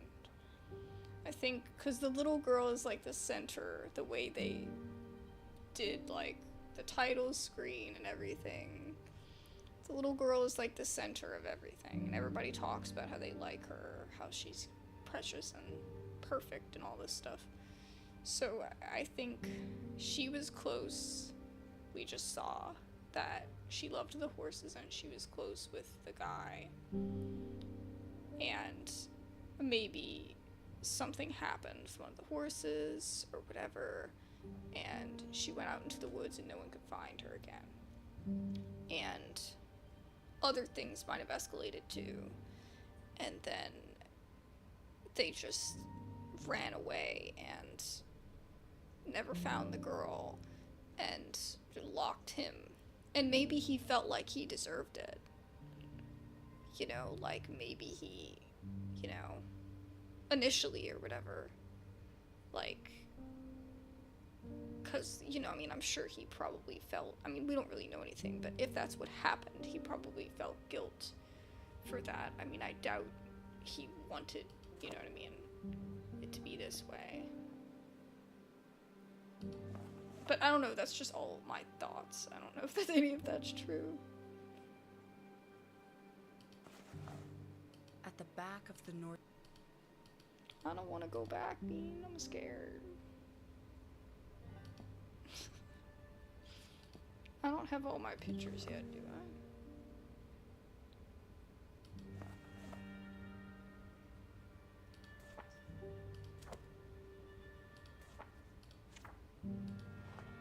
Yeah, I'm still missing one.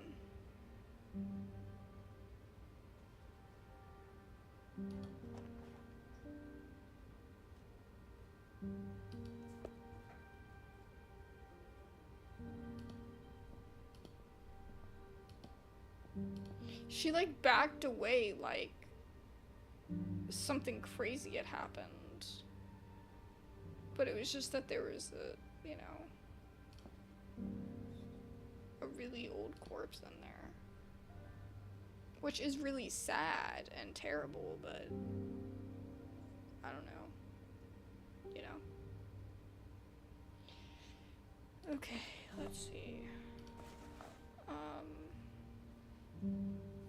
Check something real quick. The bean is kind of in the way here. Sorry, Bean. I'm sorry, Bean.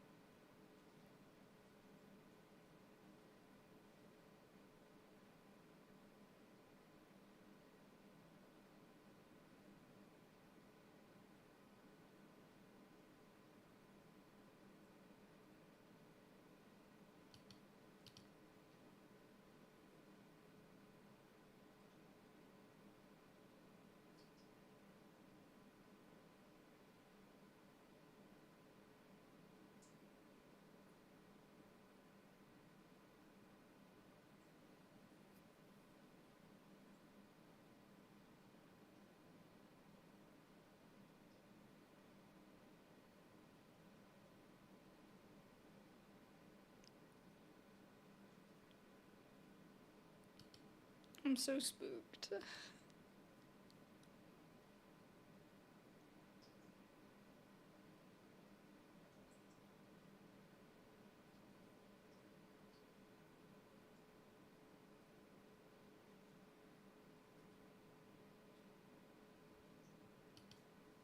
Okay.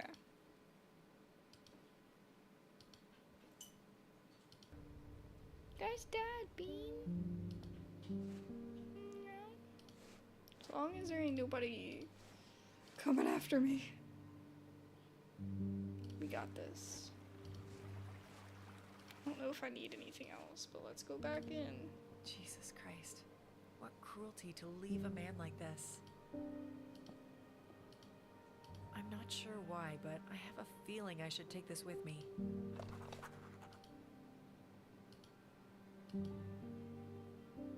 The foreman's cane is in here.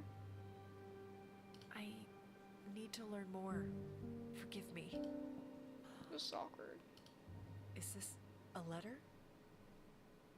Holding something in his hand.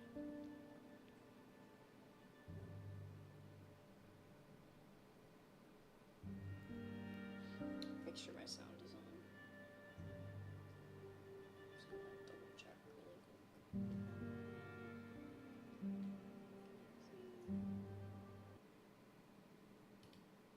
Yeah.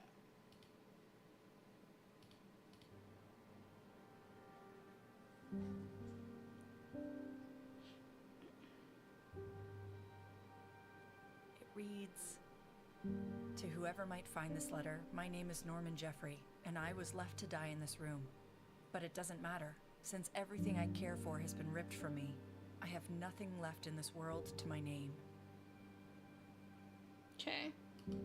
I know the Lord will have mercy on my soul, for he knows I am innocent. I will see you soon, Maddie, that I may once more stroke your golden hair. I saw you in her, and I guess that was my crime. Wait for me among the stars." The camp has been silent for hours. I think they all left this morning. My head is feeling so heavy, and I can't keep my hands from shaking. I don't think I will make it through the night. Oh my God.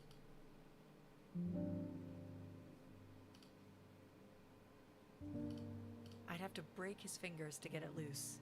I'm not doing that ever. That's fair. What is this thing? There are small star-shaped engravings on the top part, but it seems like there are 2 pieces missing. It looks like some sort of box. There doesn't seem to be any keyhole, though.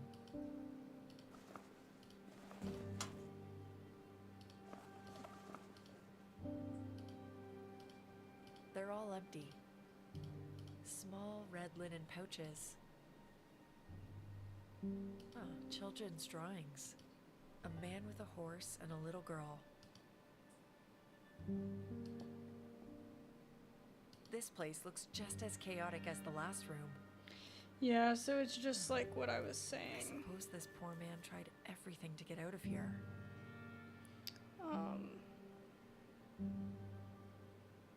How something happened to the girl. Was her, he said Maddie.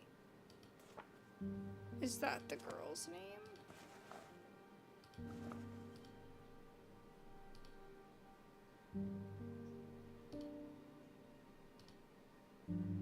She's not even in the picture. Wait, she's in the picture from the schoolhouse. Red noses and red cheek. I can't find any names, but I'm... Roslyn. Then who would Maddie? Who's Maddie? This place looks just as... Okay, I went back. I already searched.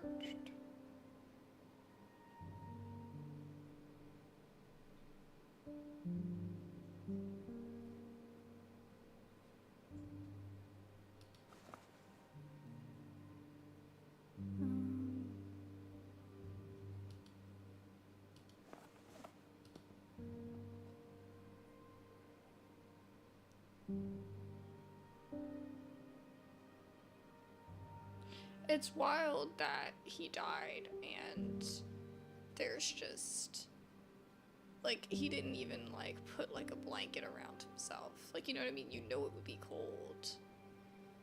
Like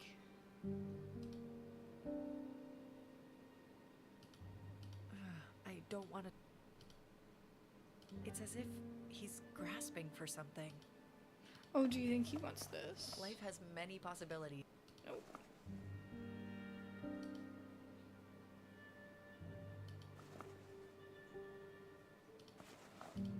I don't want to break that. I don't see anything that needs... I can't do that.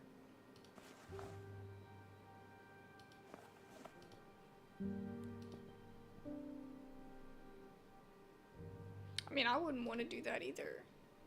But it still says I need to search.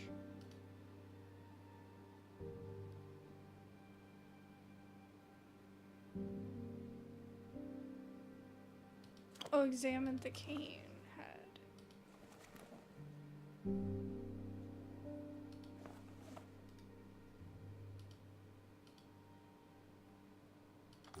There's something rattling inside. There's something rattling in wooden splinters from the shaft of the cane. There's something rattling in... What could I do? While this is a tried and true method,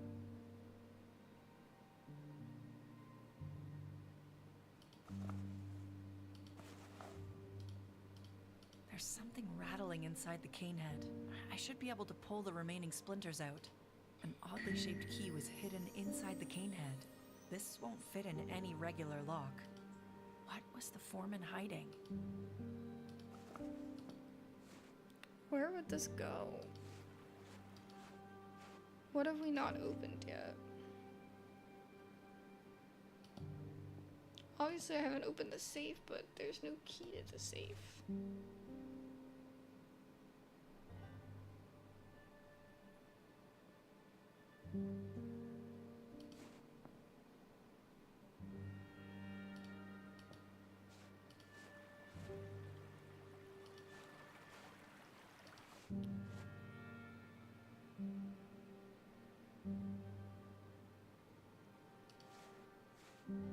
I think I'll use the door.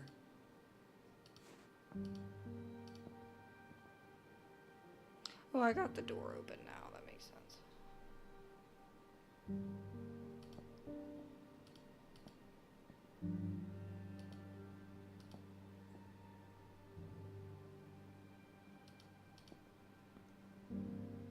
There's no key thing here.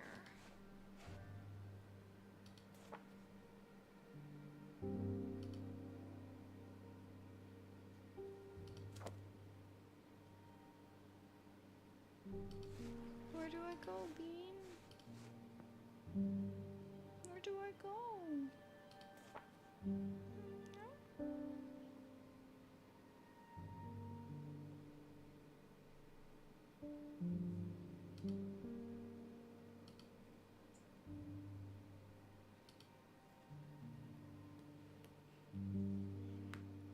Oh, that's so cute. She's so cute when she does that. Oh, I'm distracted. I don't know. Thomas Adams, the foreman of the camp. I don't think bludgeoning that is the... What if there's something behind the painting?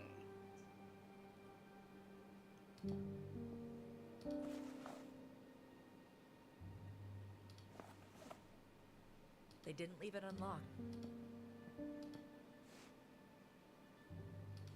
I don't know where we need a key. A baked bean.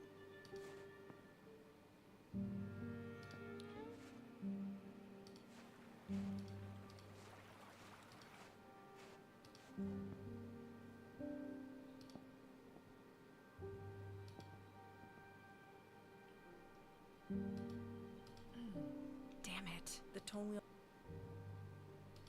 A toy piano for the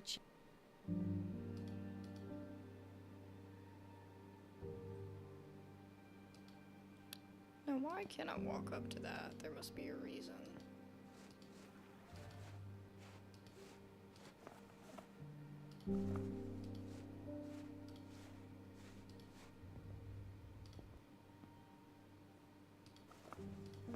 I can't do that. Okay, so it doesn't go with that.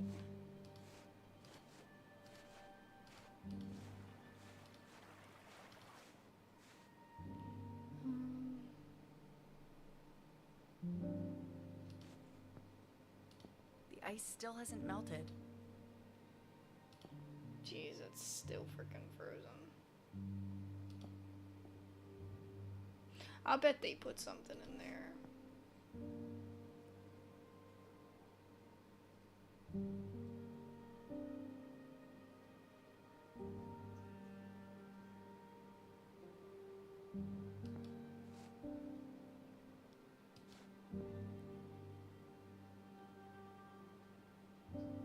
Seems like it's pretty rusty.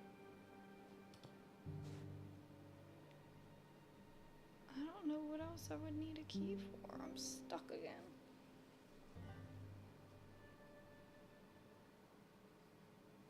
Alright, baked bean, let's see.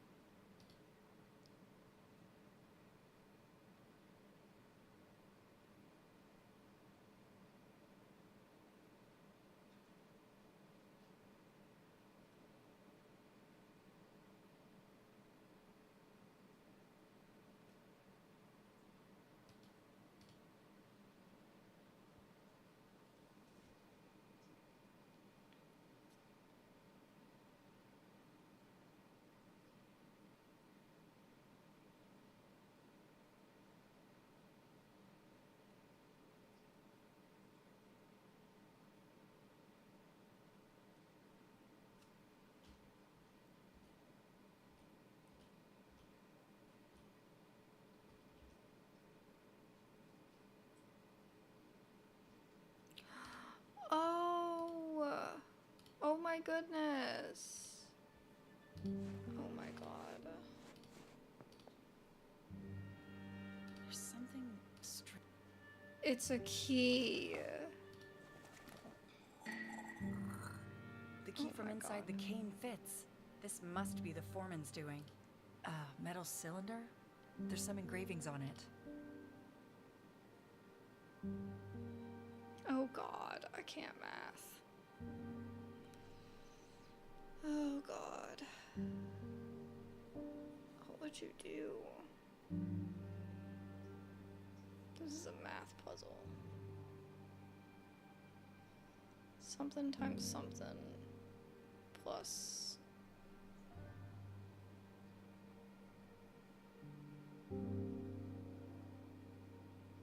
Oh my goodness. How am I supposed to know?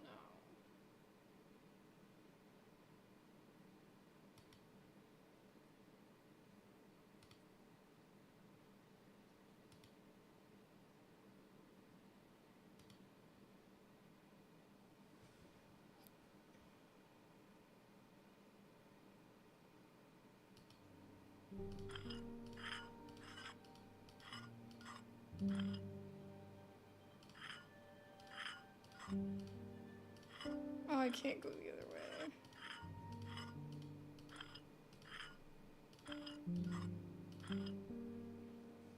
Okay. I'm don't know how to solve this part. But I'm looking because I'm not. Believe me, if it has to do with math, I'll be here all day.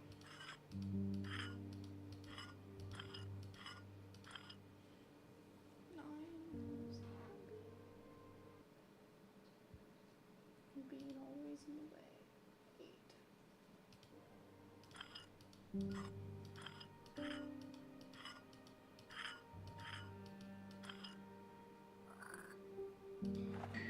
A piece of paper hidden inside.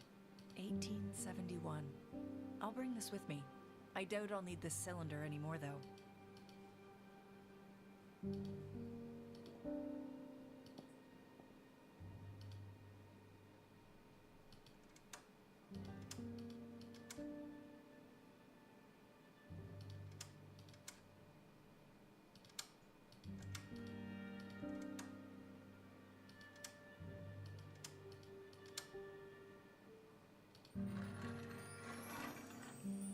There we go. The safe unlocks. I'm definitely bringing this. Mary at the Tower, 1887. I wonder if there's any notes on the backside. My dear Thomas, should you ever care to visit, keep watch for these marks along the path. There are instructions written as to how to reach the tower. There's supposed to be a path next to the school building. Okay. Good. So we can get to the tower from here. My dear Thomas, there's instruction. Okay. Cool. Because we needed something to be able to get there. More morphine pills? Poor Thomas. He must have been in such pain.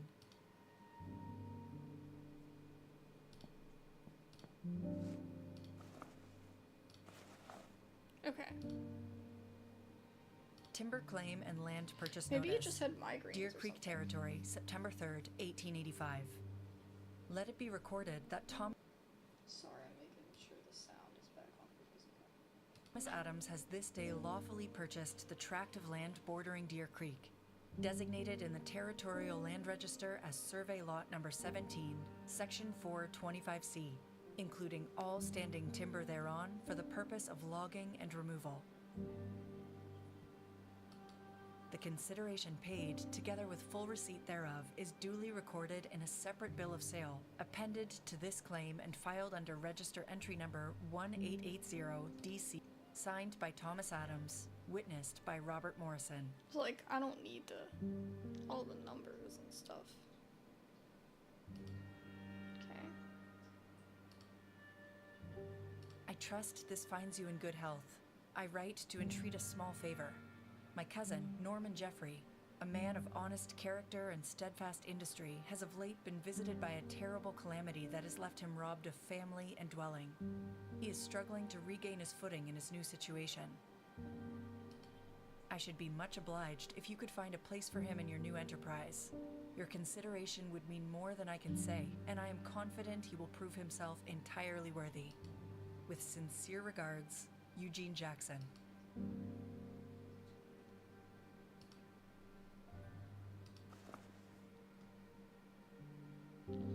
Okay, so I got some documents. Oh, I got the. I can go to the tower. That's right. I think I'll use the door.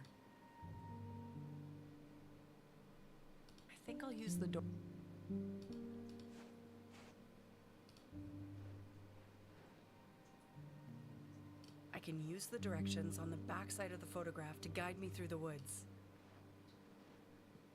Where's he gonna pee? Okay, oh god. When you come upon a clearing with paths leading north, east, and south, pray take the northern way. Okay.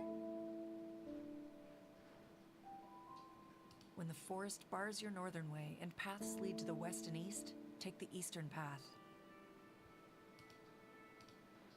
You gotta know your directions. You gotta know what's east. Where two old trees stand, go north. There is said to be a hidden glade nearby, though I have never yet been able to find it.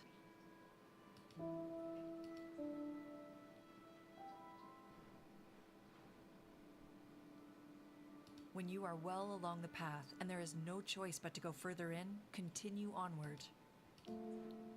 This should be it, right? Oh, rock. I'm deep into the woods now. What have I gotten myself into? A great rock lies at the center where the paths meet. Head west from there.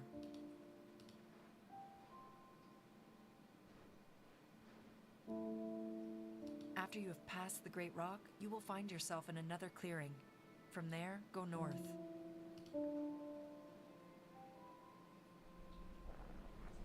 It's crazy that they would still be cleared, though. I'm being wild. Baked bean. At last. Take that picture.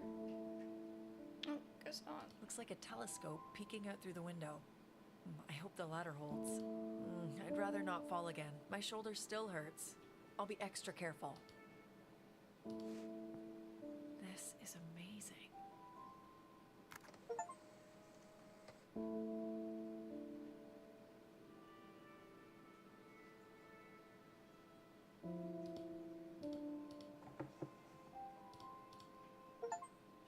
A picture of little Rosalind Adams.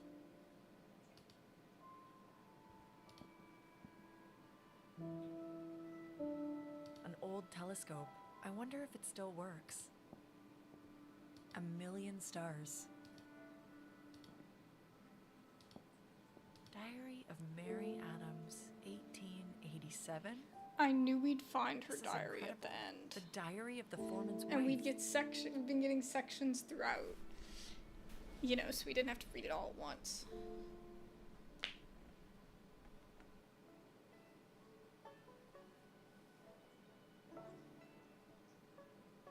It is a strange thing to look back on the man Thomas once was.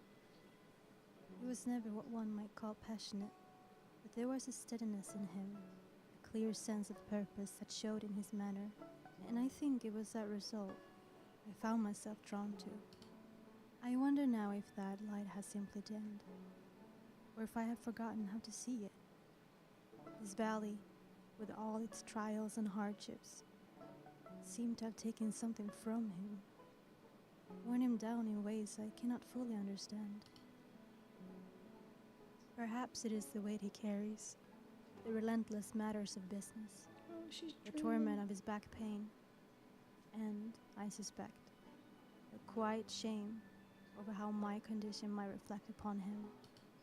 I think of this tower as the last sign of what once existed between Thomas and me. He had 3 men set aside their duties to build this refuge for me, though it served none of his business interests. Aww, I find peace here, that's sweet. journaling the arrival and departure of birds and the changing of seasons. The others in the camp probably think of me as a recluse, and I guess they're not wrong in that. No one except for Rosie visits, and I prefer it that way.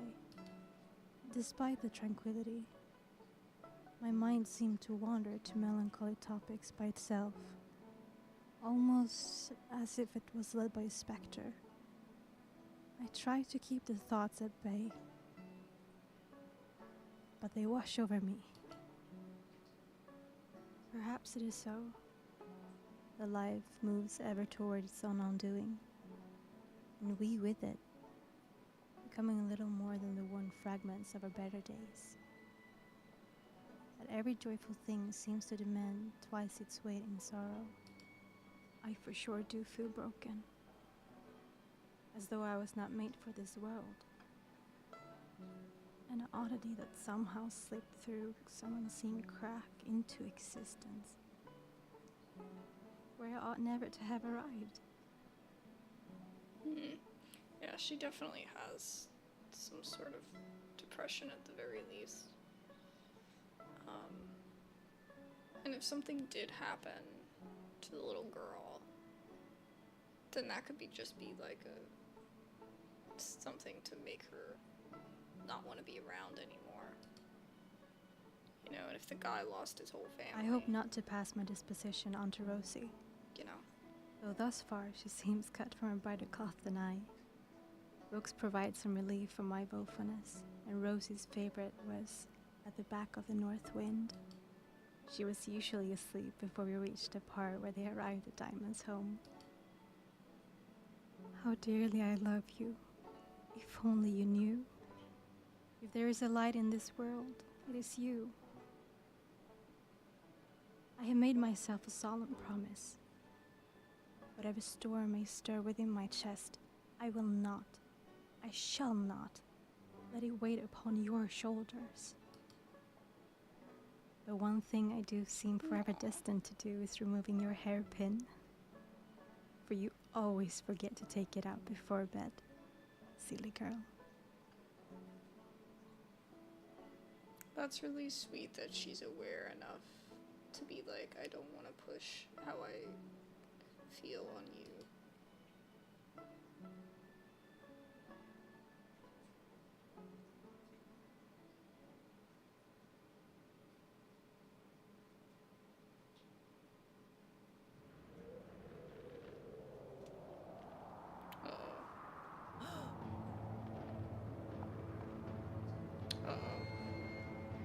Bad weather.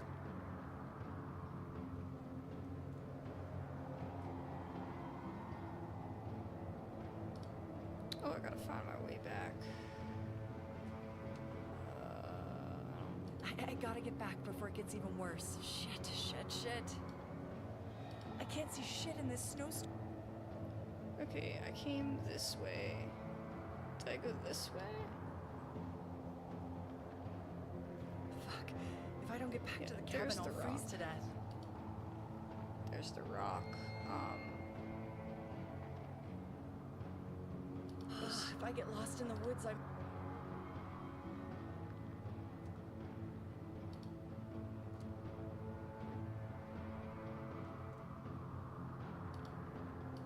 It's not that way.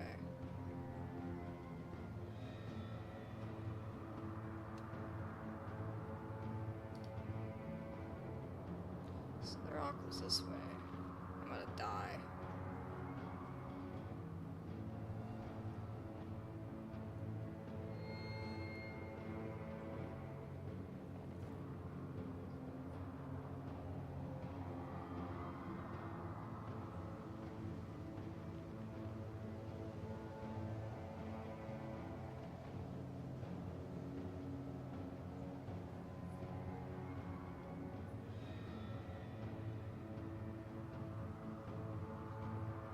Oh, there's a light.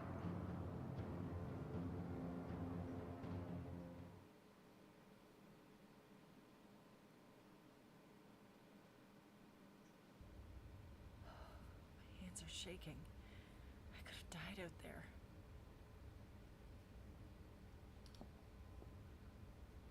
I'll use this later with my... How come the fire is still burning? I haven't added any logs since the first night. I think the little girl. I don't get it. I better just leave it be. The little girl is still around because that's her book. This is her book. At the back of the north wind. Bedtime story, I'd assume. And this is the ballerina.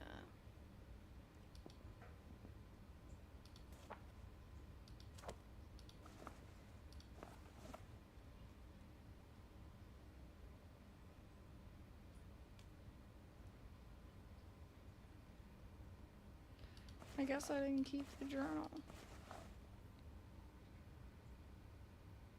No time to rest. Then what are we doing? Bean. What you doing, Bean? He's like, I'm tired, Mom.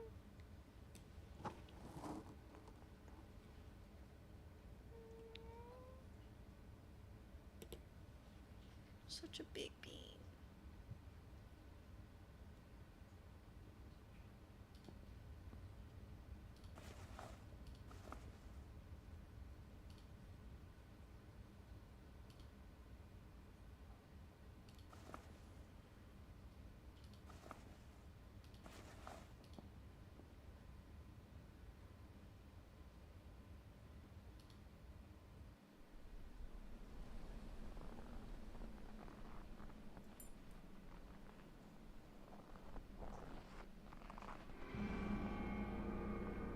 Uh-oh. There's some steps. Maybe it was the guy that dropped us off.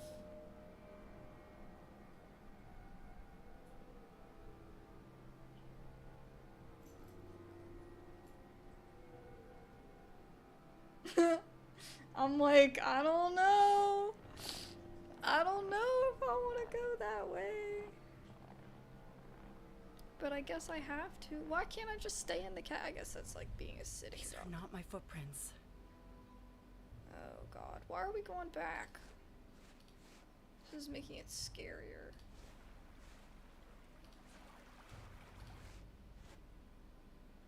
Here we go. Dear God. They end at the barrels. Who's in that barrel?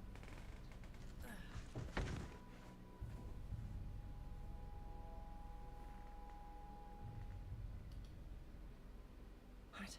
A hatch? There's an inscription.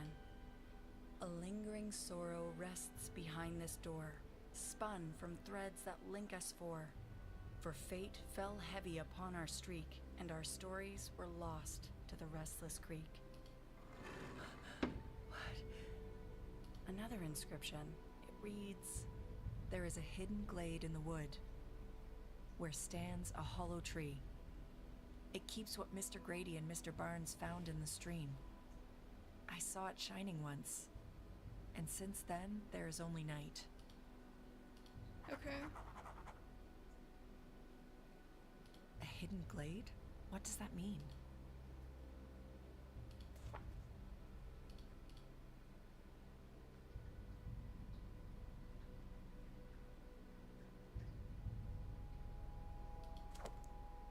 What is this thing?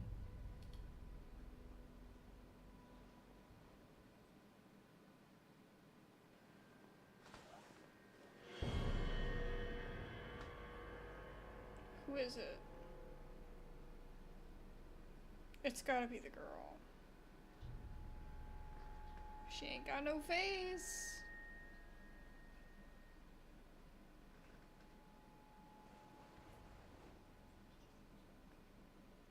Maybe it's like her ghost trying to like encourage us to finish the mystery, you know? It's okay, I'm just imagining things. You know, like to solve so that everyone can rest kind of thing.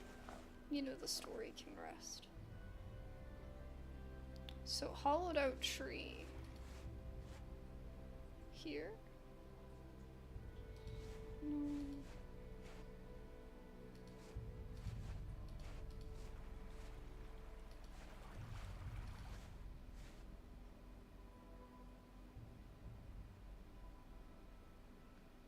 There's a glade where stands a hollowed out tree.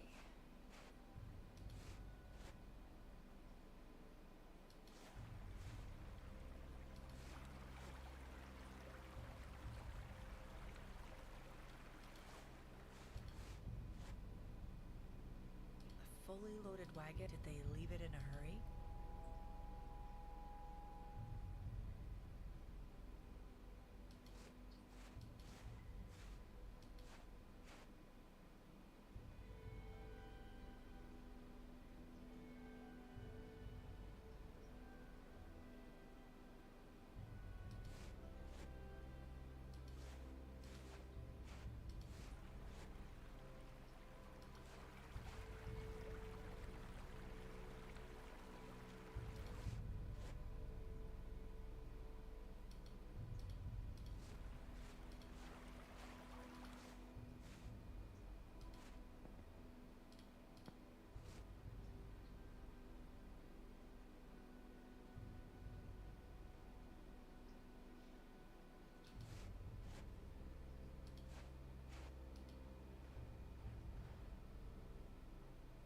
I can use the directions on the...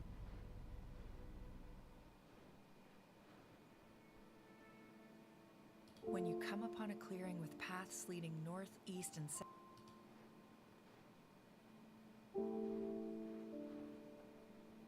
When the forest bars your northern way and paths lead to the west and east... I don't even know if there's something over here, but... Where two old trees stand, go north. There is said to be a hidden glade nearby, though I have never yet been able to find it.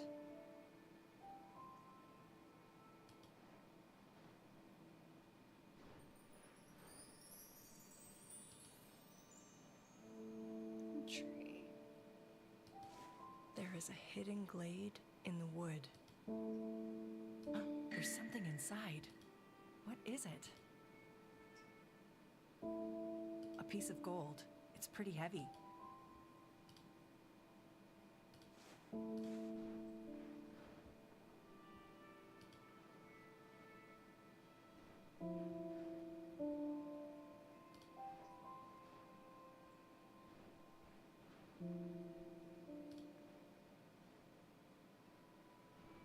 Ooh, I'm glad I tried this first. So I had no idea where else to go. Okay, so we got that. It's in here, right?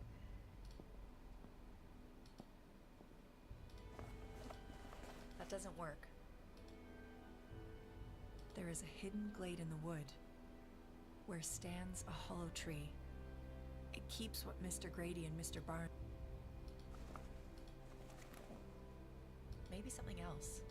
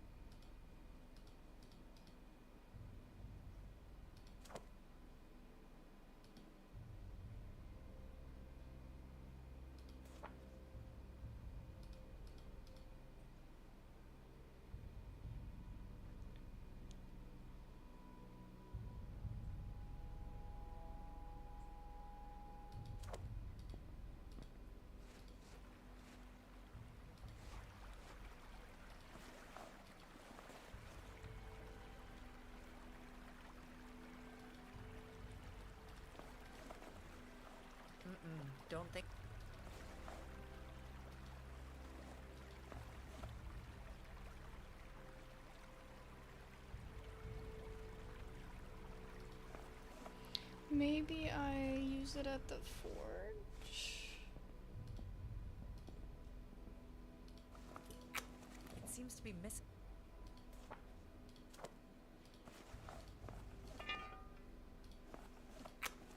I could try to smelt it.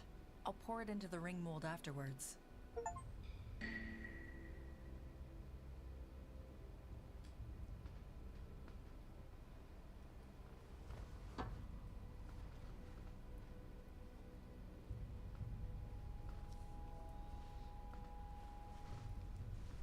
So since they found the gold, it's always been night.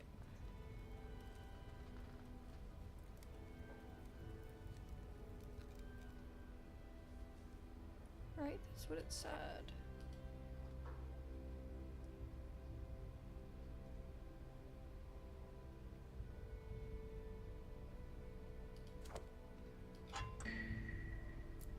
The ring, it's already cold.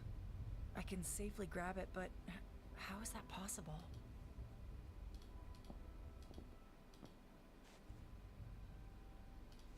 Oh no, bro. But we're gonna figure it out.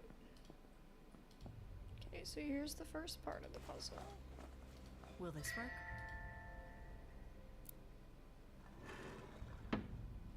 Another inscription. It reads, Mr. Jeffrey tells me stories of Maddie from before the fire. She loved collecting things and gazing at the stars. He says he will always hold her near. His eyes grow sad and fill with tears when he speaks of her. I wonder if I might have been like her, were it not for her golden hair.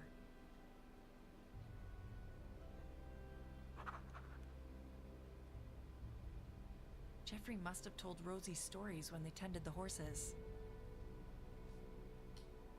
From before the fire, Jeffrey lost his daughter in a fire? She loved gazing at the stars. Oh, I gotta go all the way back. Oops, I don't want to go there. I can use the directions.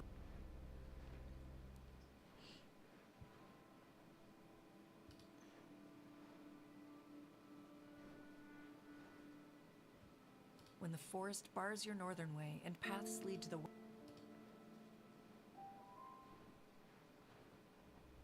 I must have taken a wrong. I can use the direction. Oops. I should have gone east.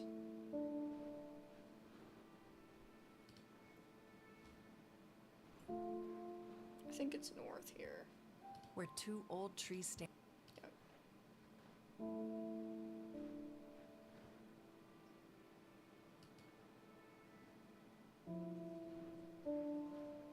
Okay, found a rock. A great rock lies at the center where the paths meet.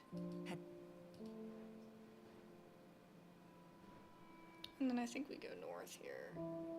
After you have passed the great... Looks like a telescope. I'd rather... The journal is gone. Did I bring... She only left it for her to read, then took it away. Somebody's gonna be looking at you when you look in there. Somebody's gonna be looking in the thing. Would that be? Oh, I'm not gonna remember that. I'm not really superstitious, but could this mean something? I better make a drawing of this while I can still see it.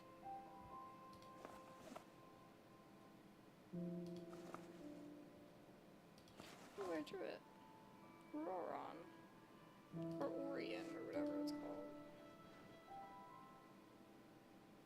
After you have passed the great rock, you will find yourself at...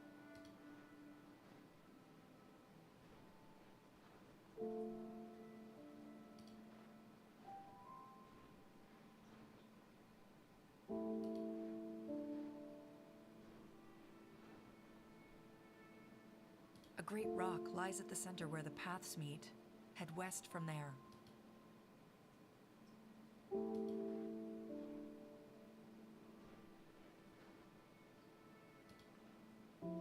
Shoot.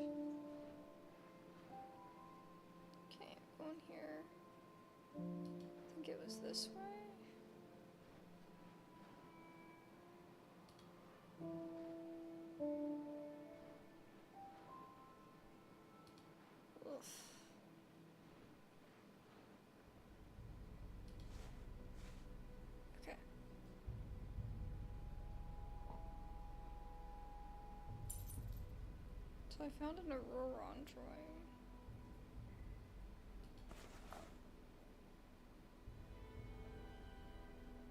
Or Orion, or whatever it's called, sorry. I keep thinking of Auroron from Genshin. Stop hitting buttons. She like, it's my stream. Nobody else's. I'll be to your stream. It's all yours.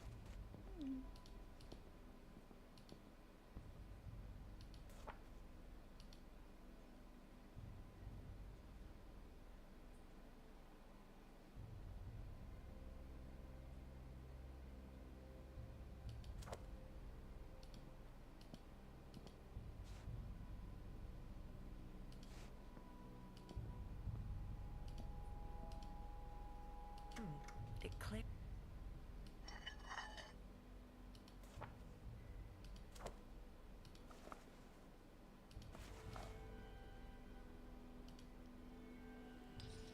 Oh god, okay, let's see.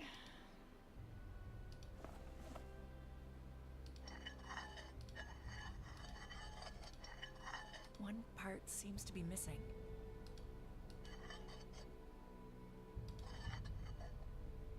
One part seems to be missing. Yeah.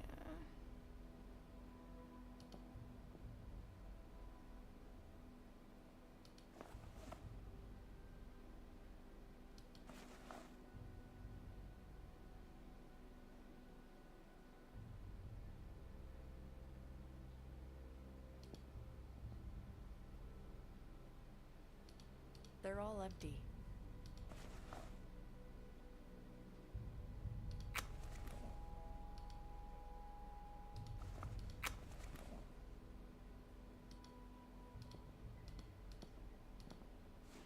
Do you think this is done?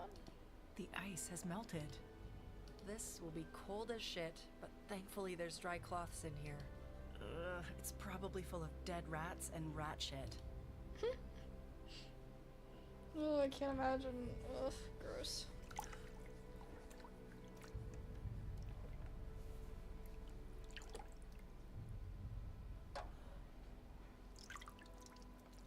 Oh, there we go.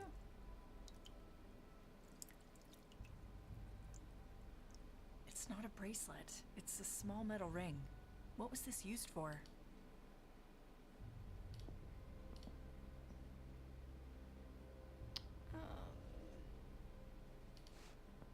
Oh wait, no.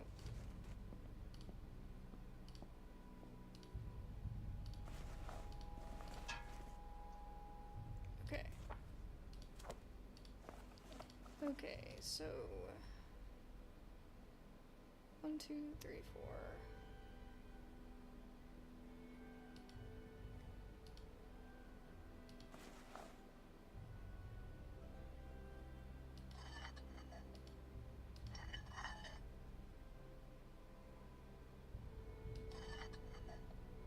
So then maybe that's it. 1, 2, 3, 4.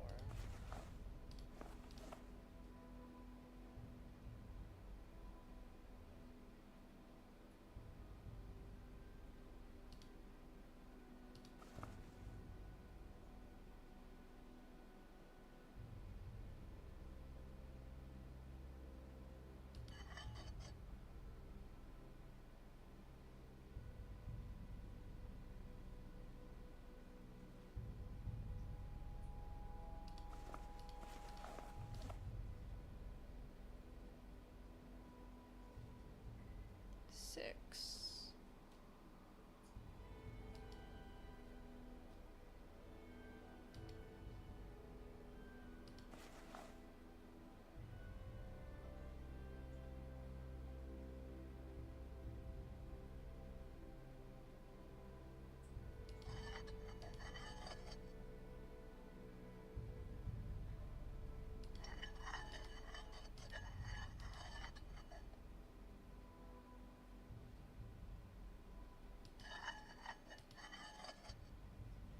I don't know how you tell what you need to do.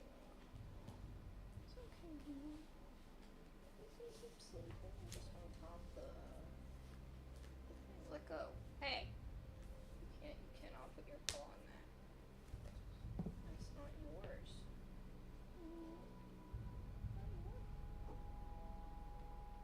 Let me see if I can figure this out.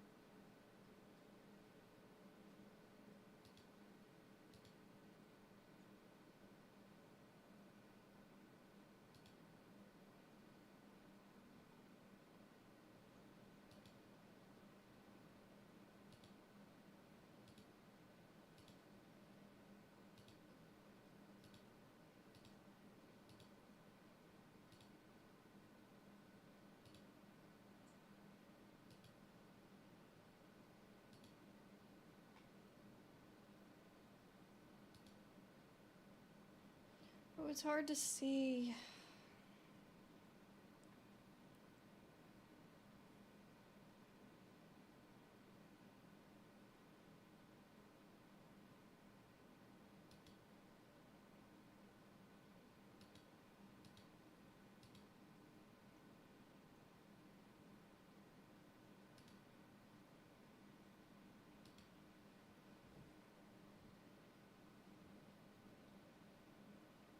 Okay, I'm gonna keep trying.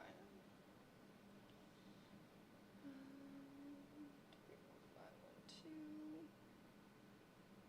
1, 2. 1, 2, 3.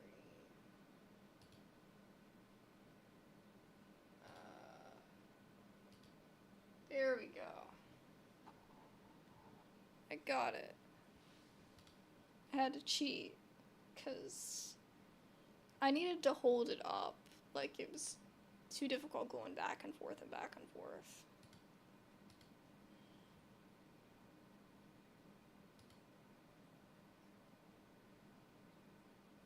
Oh, he kept her hair. That's so sad.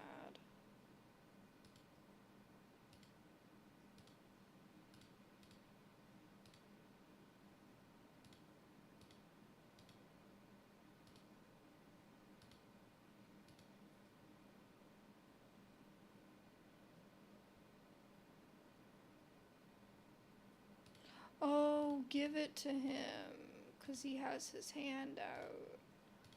I did not think of that. Please don't look at me, sir. I do not want to look at you, please.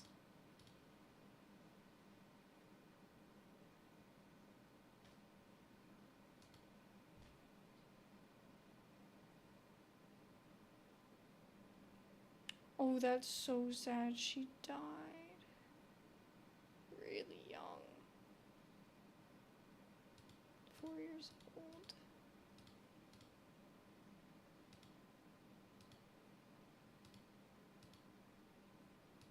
That's sad.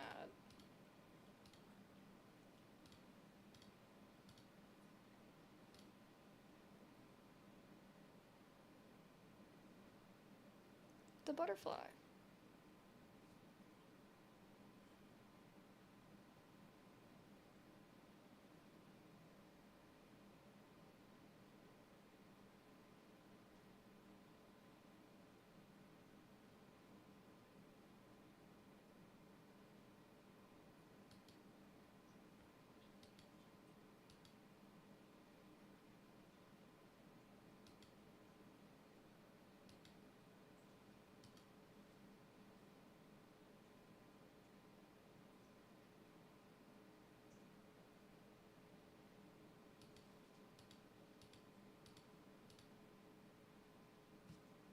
I think it was just in a cutscene, so hopefully she'll just find it.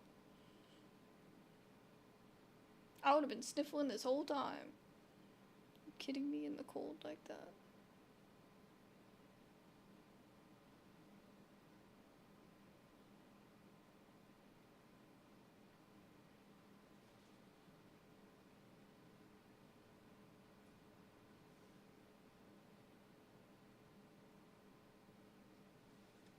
Little ear tufts.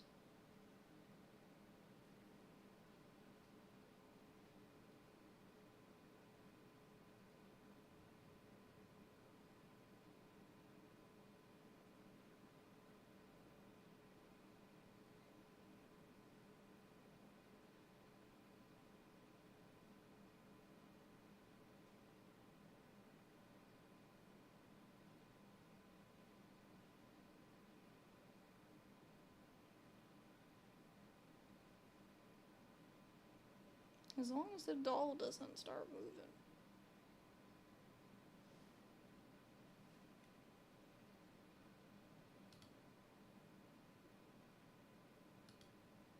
Yep, has been this whole time.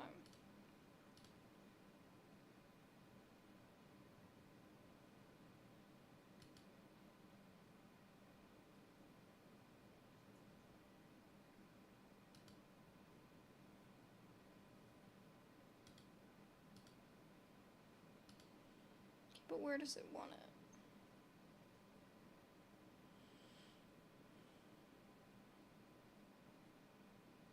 Oh, goodness gracious.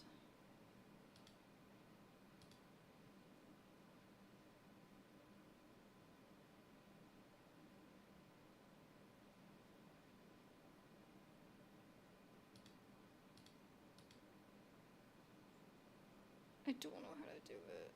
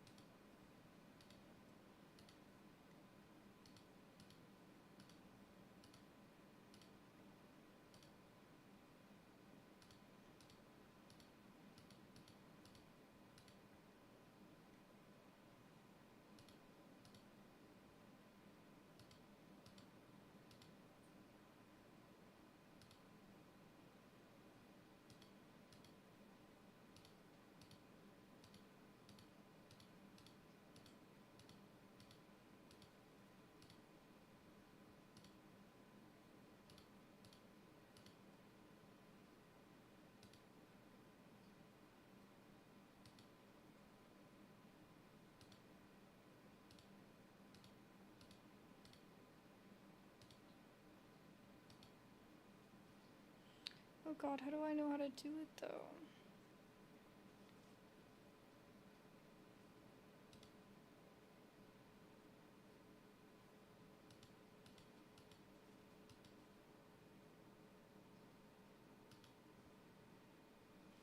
Then where was it? Was it here? Did I write it down in my notes?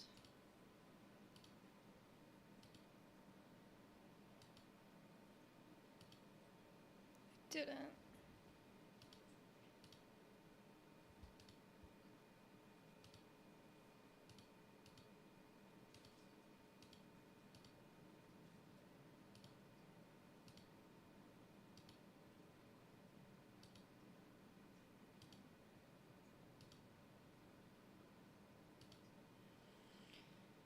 Okay, so if it's gonna be begged, it's B, E. would be 2. I have to, like, take a picture. Or just write it down.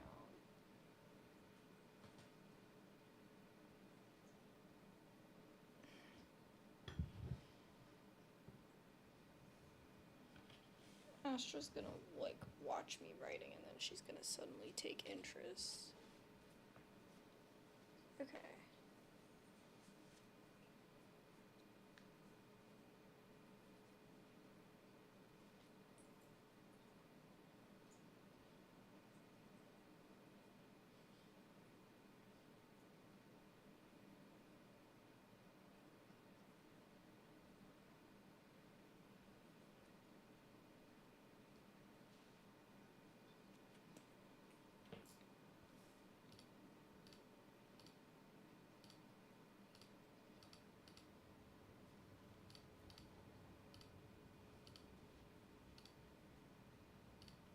Let me see if it is what I think it is. Okay. So E.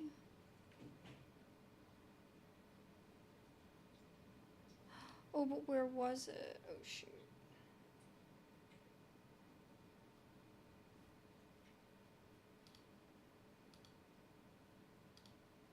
Wait. Shoot. Hold on, I only did part of it. I didn't do the whole thing.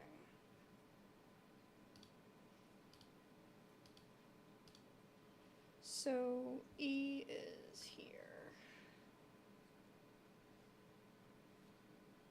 1, 2, 3, 4.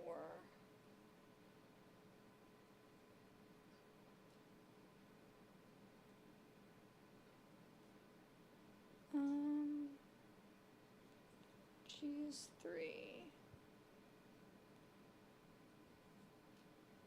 And D is 5. Okay.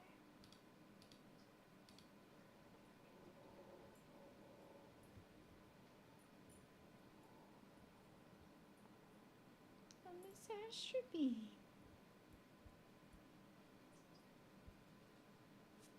No beam. No. It's so easy to fool her, though. She's like, where to go? Where is it? Where's it, Mom?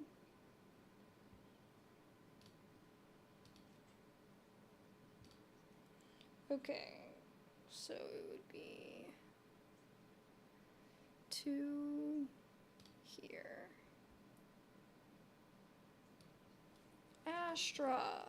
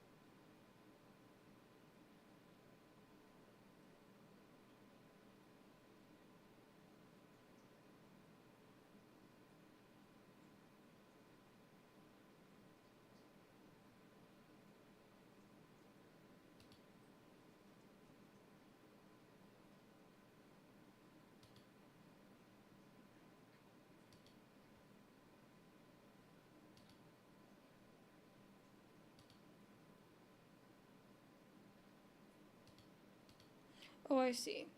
Okay, so 4. This is 3. So 3 is also gonna be G. So that's 3. And then 6 is gonna be 5.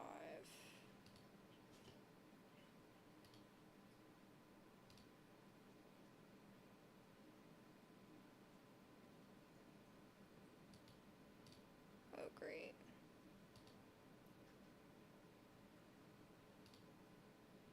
So 1, 4, 3,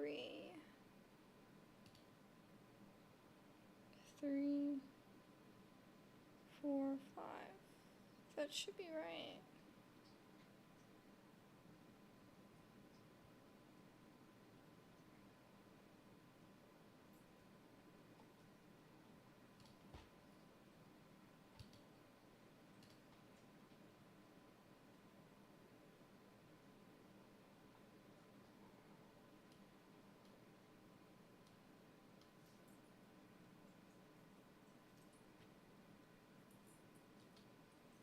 Astra, stop. You such a butt.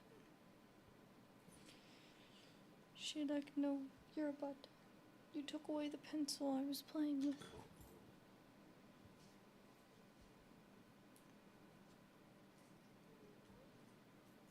Oh goodness. Don't be doing that crazy business. Don't be doing that. Okay, I'm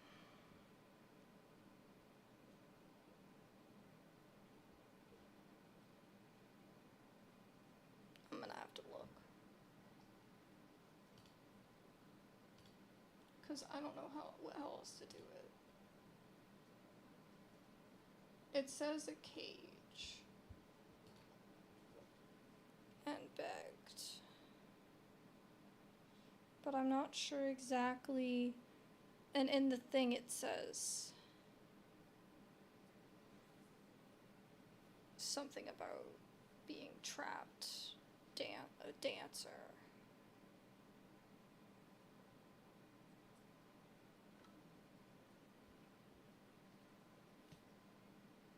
I guess you use begged to figure out where it would be.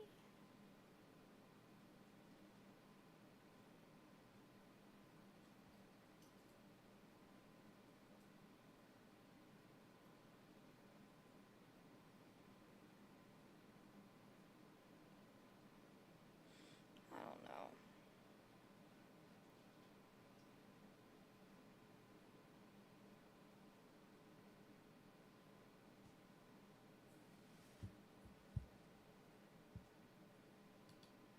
You're gonna have to go down, Bean.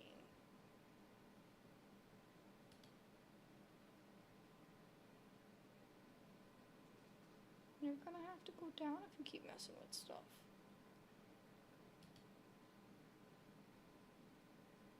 Well, I hope my sound hasn't been off this whole time.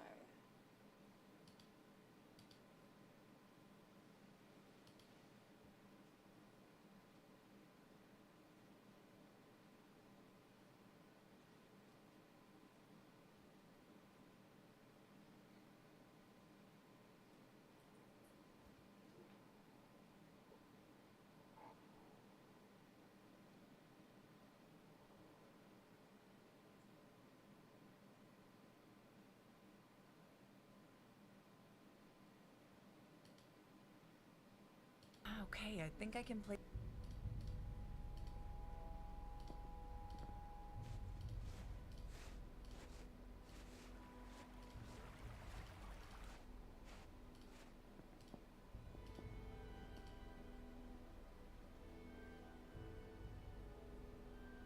This explains how a tone wheel. The trap. More circling. The trapped. More circling. A cage this time. The word beg. The word beg.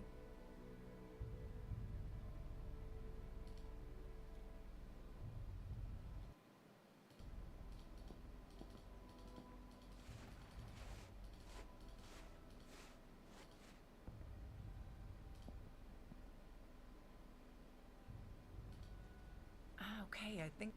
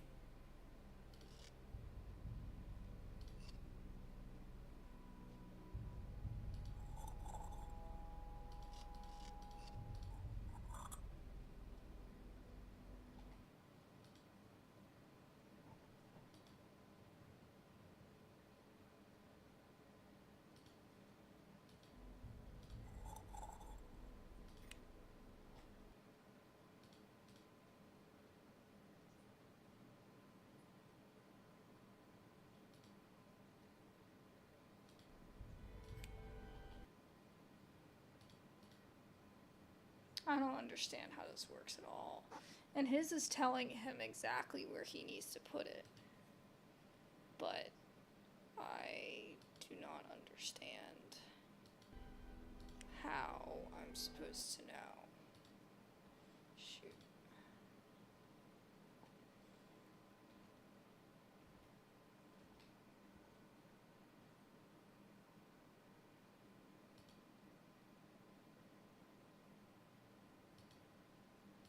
Let me put one over here as well. He didn't put one on the second one though. Apparently that's it. Apparently that's all we needed. Yeah. Spooky bean. Spooky. Spooky bean.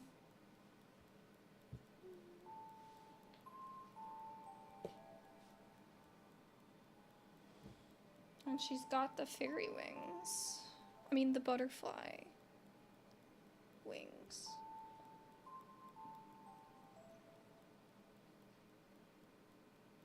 Maybe that's the hairpin. Her wings.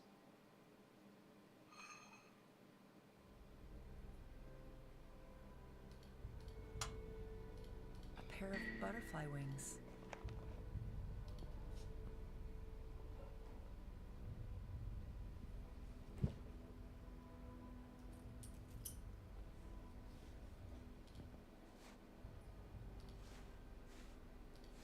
Okay, let's go back.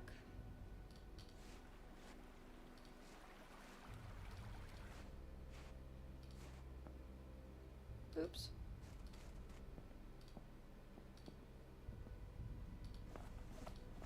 This must be it. Oh my gosh. How would she ever explain this to her husband? Like, oh yes, I just, like, did all this random stuff when I really should have just left. You know, like, I went around, you know, snooping into other people's business and got myself almost It's died. pitch black down there. You know. Nothing interesting. Where am I gonna get... Where am I gonna get fuel?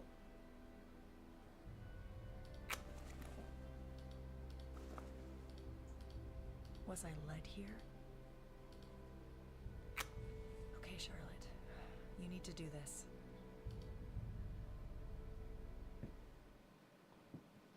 She's gonna get stuck in there. Oh my god. What do we do?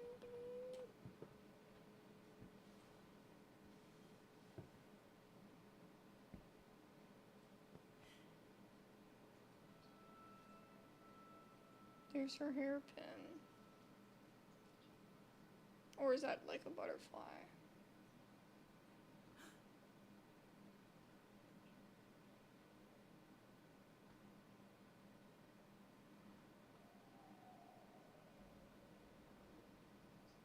What would be the point of going in the hatch then if you're just gonna go back outside?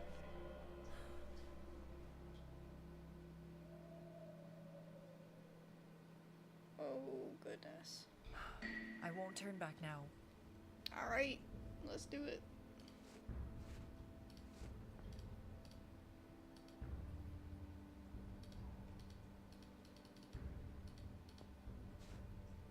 I think I'll use the door.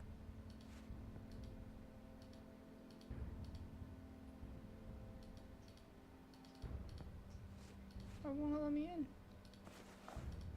I don't think bludgeoning. Oh, maybe it's, broken.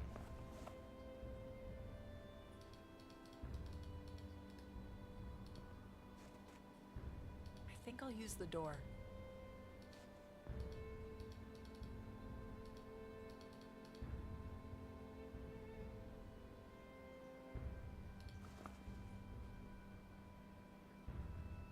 This might come in handy should I need more light, but as for now... Why can't I go in? What's happening? Oh, I hope it's not glitching out.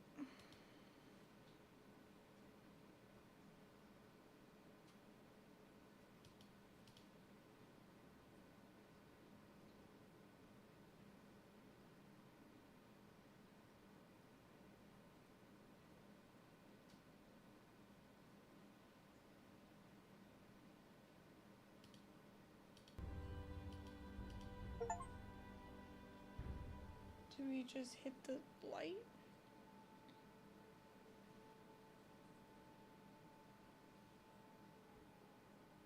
What is happening? The lantern. Rosie. Did she get sick?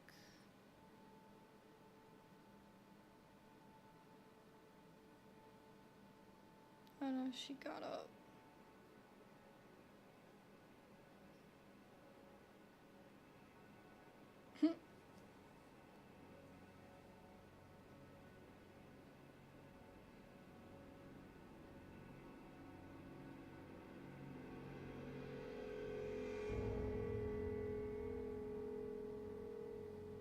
I don't understand.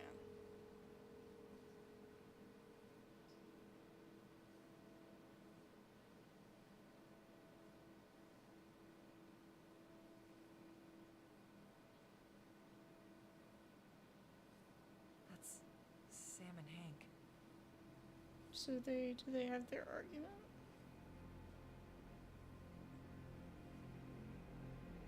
Oh, they found the gold. Okay. What about the gold?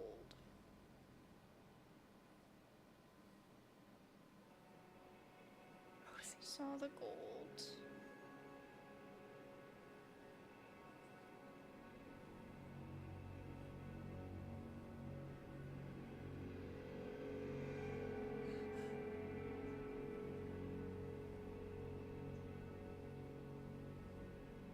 Was it all like greed because they didn't want anybody else to know about the gold?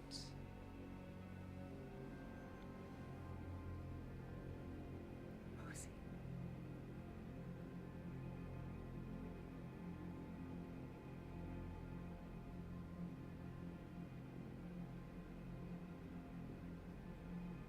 Linda. She saw her.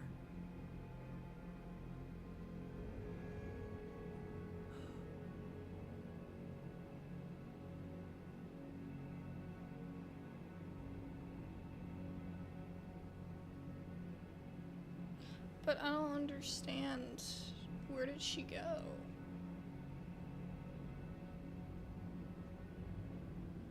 Linda, what did you do? Yeah, she didn't say anything.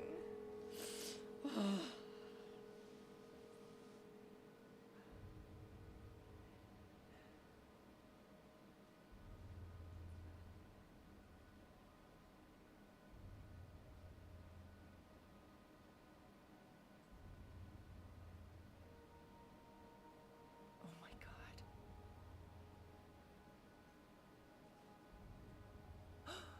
Why would she do that to a kid, though? I guess he was just nuts. He was just out of his mind. Jesus Christ, Hank. What did you do?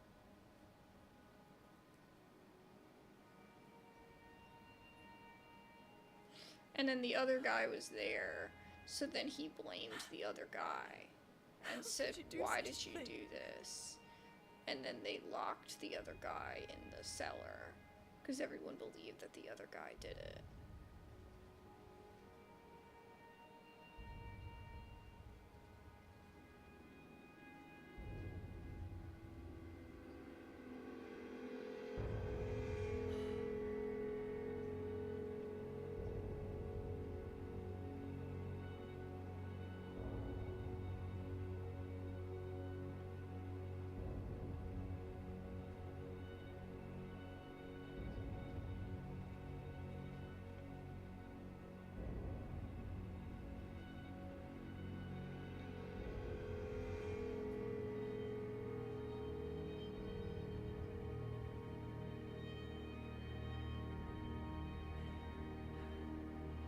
They're just looking for her. No one knows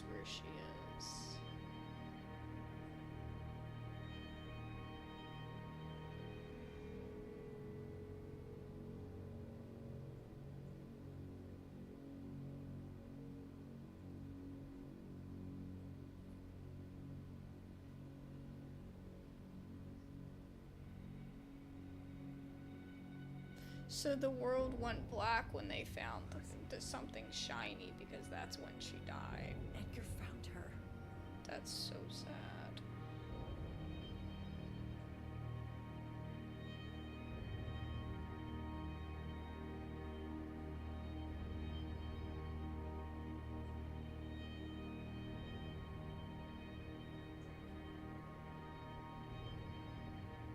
Oh my god. And then they all turned against him because he found her. And they just wanted to accuse somebody and they didn't know who did it. It's like Town of Salem. Hobby. Have you guys ever played Town of Salem? It always goes wrong. Always goes wrong. Unless somebody's really bad at being, you know, well, I mean, I guess it depends. There's so many, like, things you can be now, but, like, you're just playing, like, OG roles, then, I mean, at some point you figure out who the Mafia is if you actually try.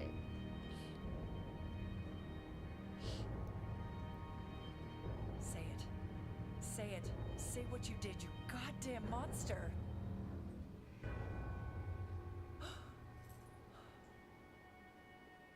No. He didn't do anything. They just blame the other person, Oh my huh, God. Bean? They just blame the other person. A baked bean. Bean's like, I didn't do it. What? Wasn't me.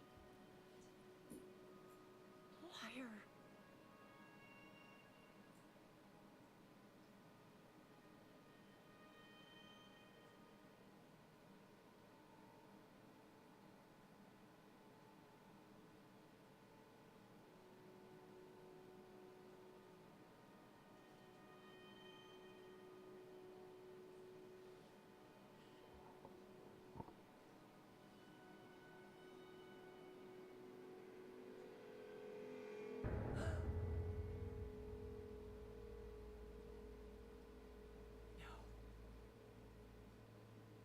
Yeah, we already figured that out.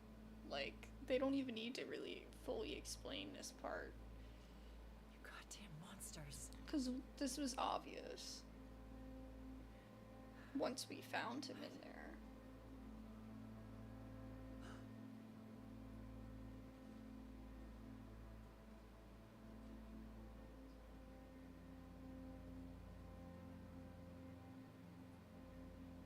You poor man.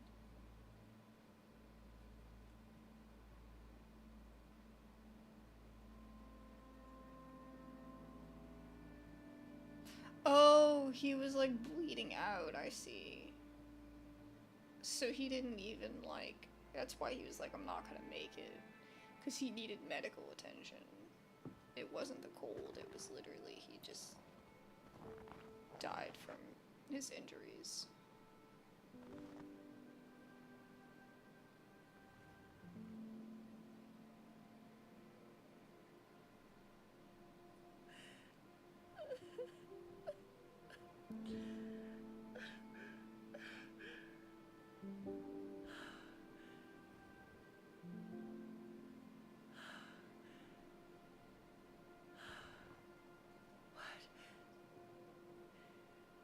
The butterfly. Rosie?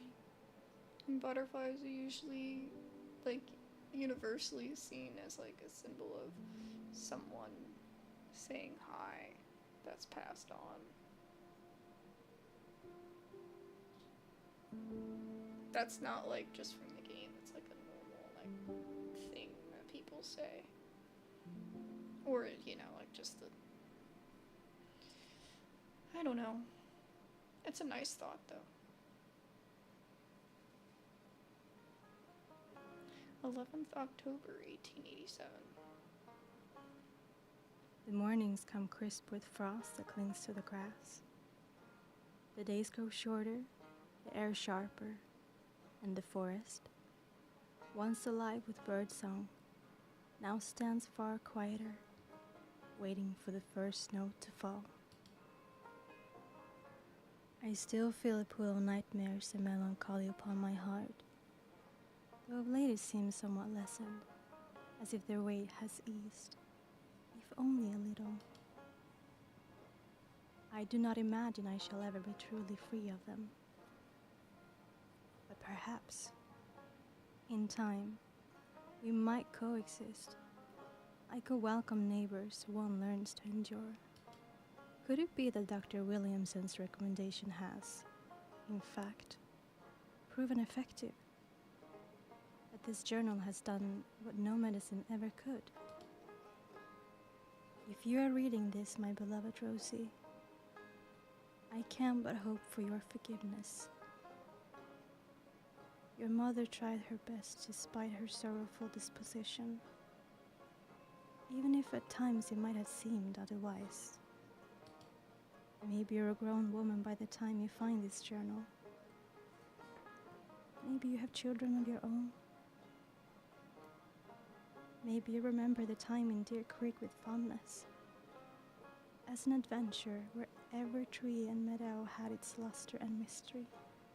Does she not know that her kid died?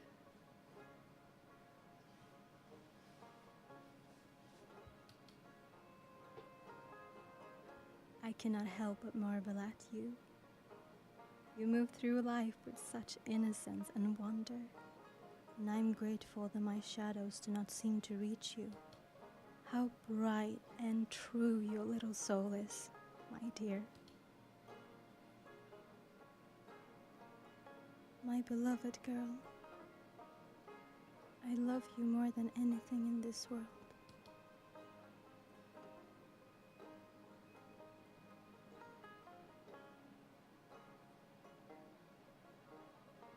But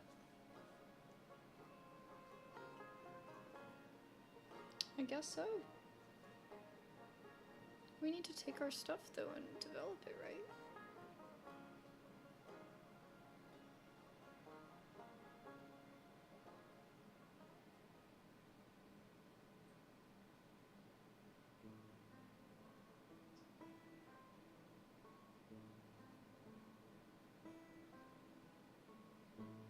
I guess it makes sense because he's the only guy with like white hair. Well, he has lighter hair too. Not white, but like, you know. But we never developed the photos. And it kept saying we need to wait.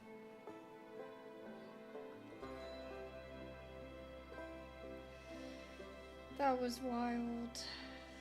I don't know what to think. I feel like some of it I feel like it could have used a hint system with. I mean, I know that it's a very casual game. I mean, like, I fiddle around enough, I'll figure it out. But it's like some of it I feel like wasn't like straightforward enough for me to just know what to do. You know what I mean? You never fully got into that flow state that you usually get with like these types of games where like, you know, you're in like the middle of the game and you're like going and going and going because you're in the zone. With this game, like things kept pulling you out of the rhythm, and so you couldn't maintain that same, you know. But I didn't think it was bad or anything. It was sad, but I mean, like, did the mom not understand? Like, didn't she die? The little girl?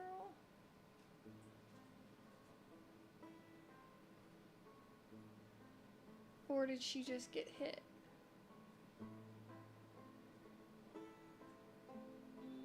Maybe the mom wrote that before she died.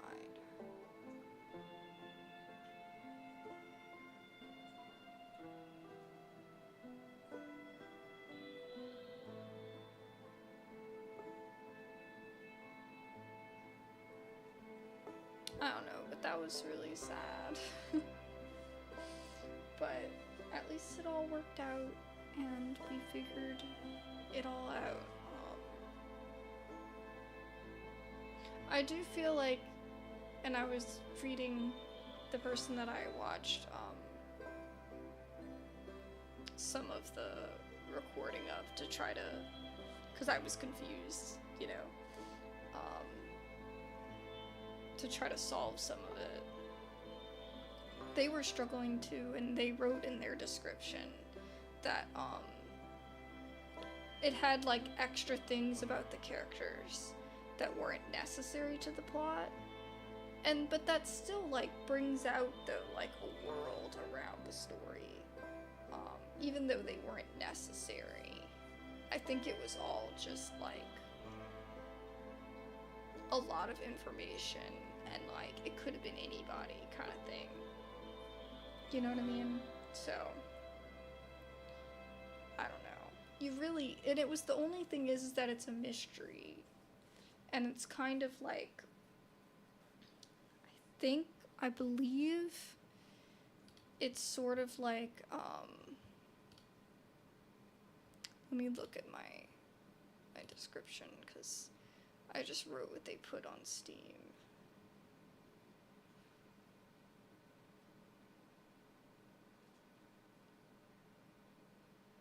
Oh, it doesn't say anything about mystery. Because I was gonna say, if they're advertising it as a mystery, then it should have more of, like, more evidence for you to be able to figure out what happened before the end. Like, obviously, I figured out the part about the guy that we saw that was locked up in there. I already understood that part. I don't even know why they went to such depths to explain it, and why she was so, like, surprised, because I'd already put that together, 2 and 2 together for that, but I hadn't put together how something happened to Rosie, because the gold came out of nowhere. No one ever talked about that. Greed kind of does crazy things to people, but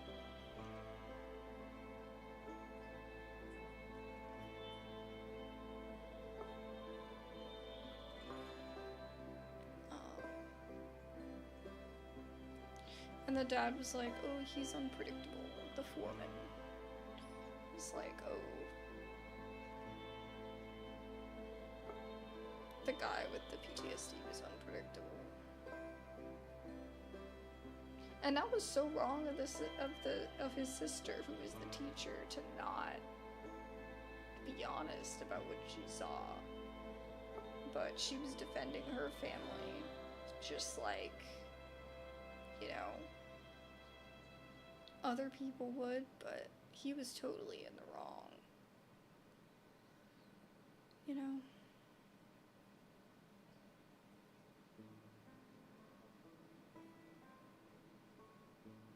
That poor innocent guy died.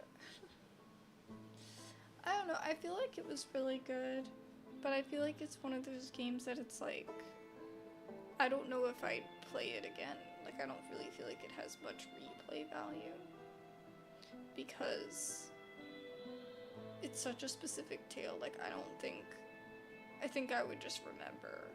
Like, the whole thing is learning what happens, you know? And there's not really many, like, crazy intricate, like, puzzles either. I think that last puzzle was the hardest puzzle. And I just never understood I didn't understand how to do it. But I also just didn't want to spend the time to try to figure it out. Like, I was tired, and I'm like, I know this is probably the end, you know? But I don't 100% understand how you're supposed to do that one. But I think that was, like, the one that, like, uses the most of your brain power. Like, most of it was pretty simple. Not hard at all. And even the Orion, or whatever one, that one wasn't hard either. The star pattern, it's just that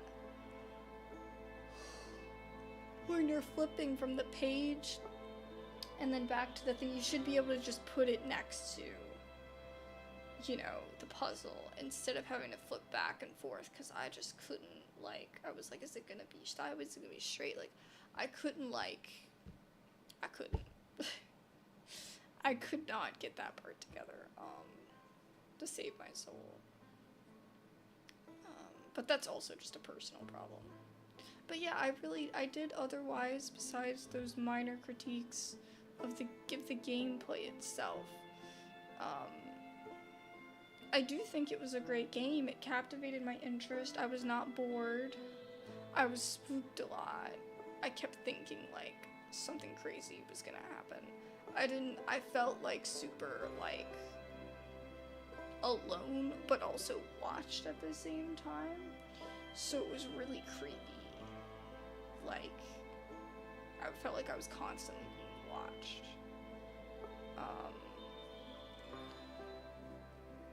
I really like that tone. I kind of was hoping they'd do something a little bit more than that, but once I realized it was just a little girl, then I was like, that's not creepy.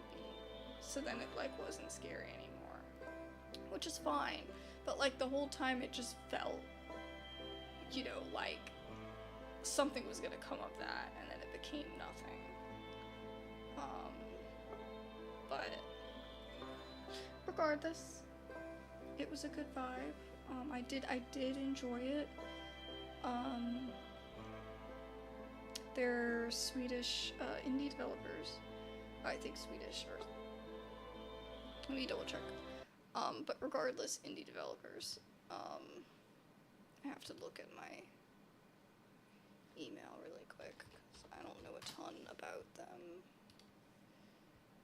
But they kindly emailed me to let me know when it released, but I also just had it on my wish list, so I got an email anyway saying that it had released. Yes, Swedish indie studio.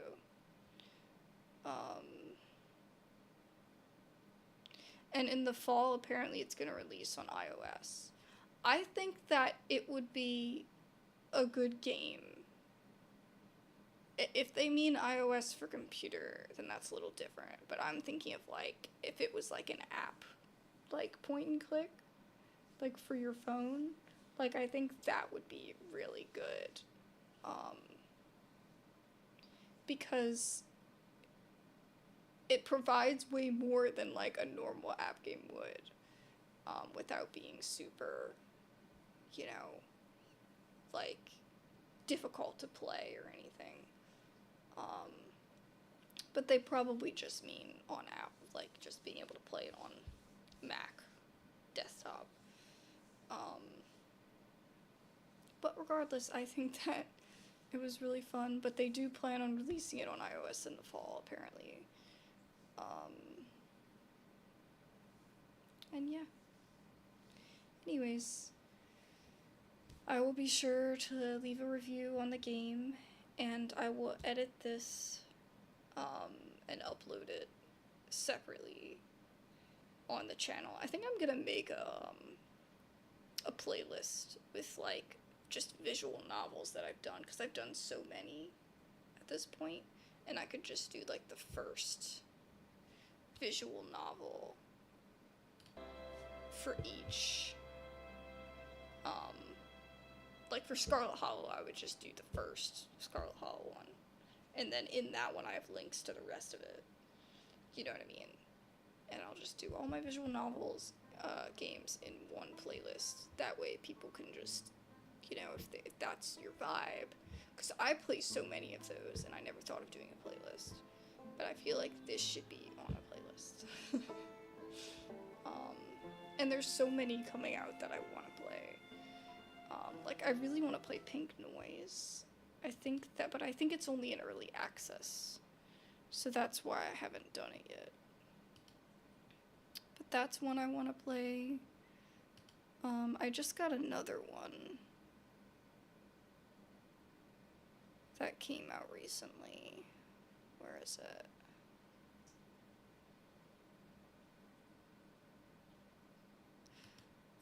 Radio Light? I'm pretty sure it's a...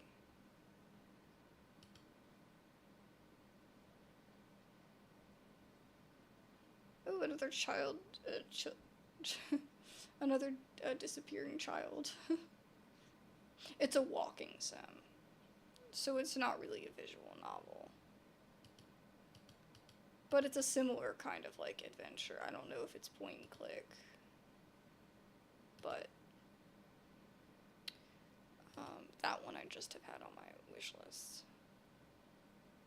Like the doll shop, I'll probably play. That one was creepy though.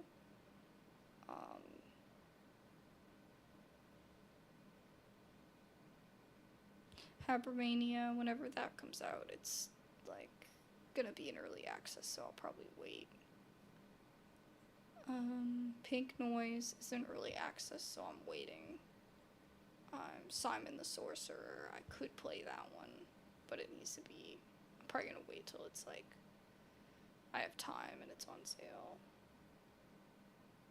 Best Served Cold is like detective, but kind of visual novel too. So that one would be fun.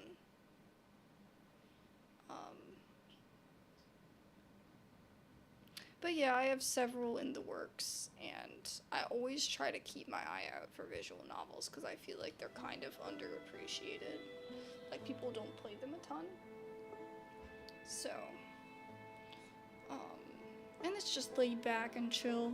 And I do really like it. I mean, it was nice that this one was voice acted, but I do really like being able to voice act it myself. I find that keeps me more engaged for streaming purposes. But extremely helpful if you're just playing on your own to have it voice acted. But yeah. Anyways, thank you guys so much for watching. I really appreciate it. Be sure to check out the playlists and such. I will make a playlist for the visual novels, and I will link that. But obviously it's not there yet. I just thought about doing that just now, so I'll do that later. But I already have linked below like the demo, the Steam link, and just, you know, like, just if you want to see the game, support the devs, whatever. Anyway, thank you guys so much. I really appreciate it, and I'll see you guys later. Bye-bye!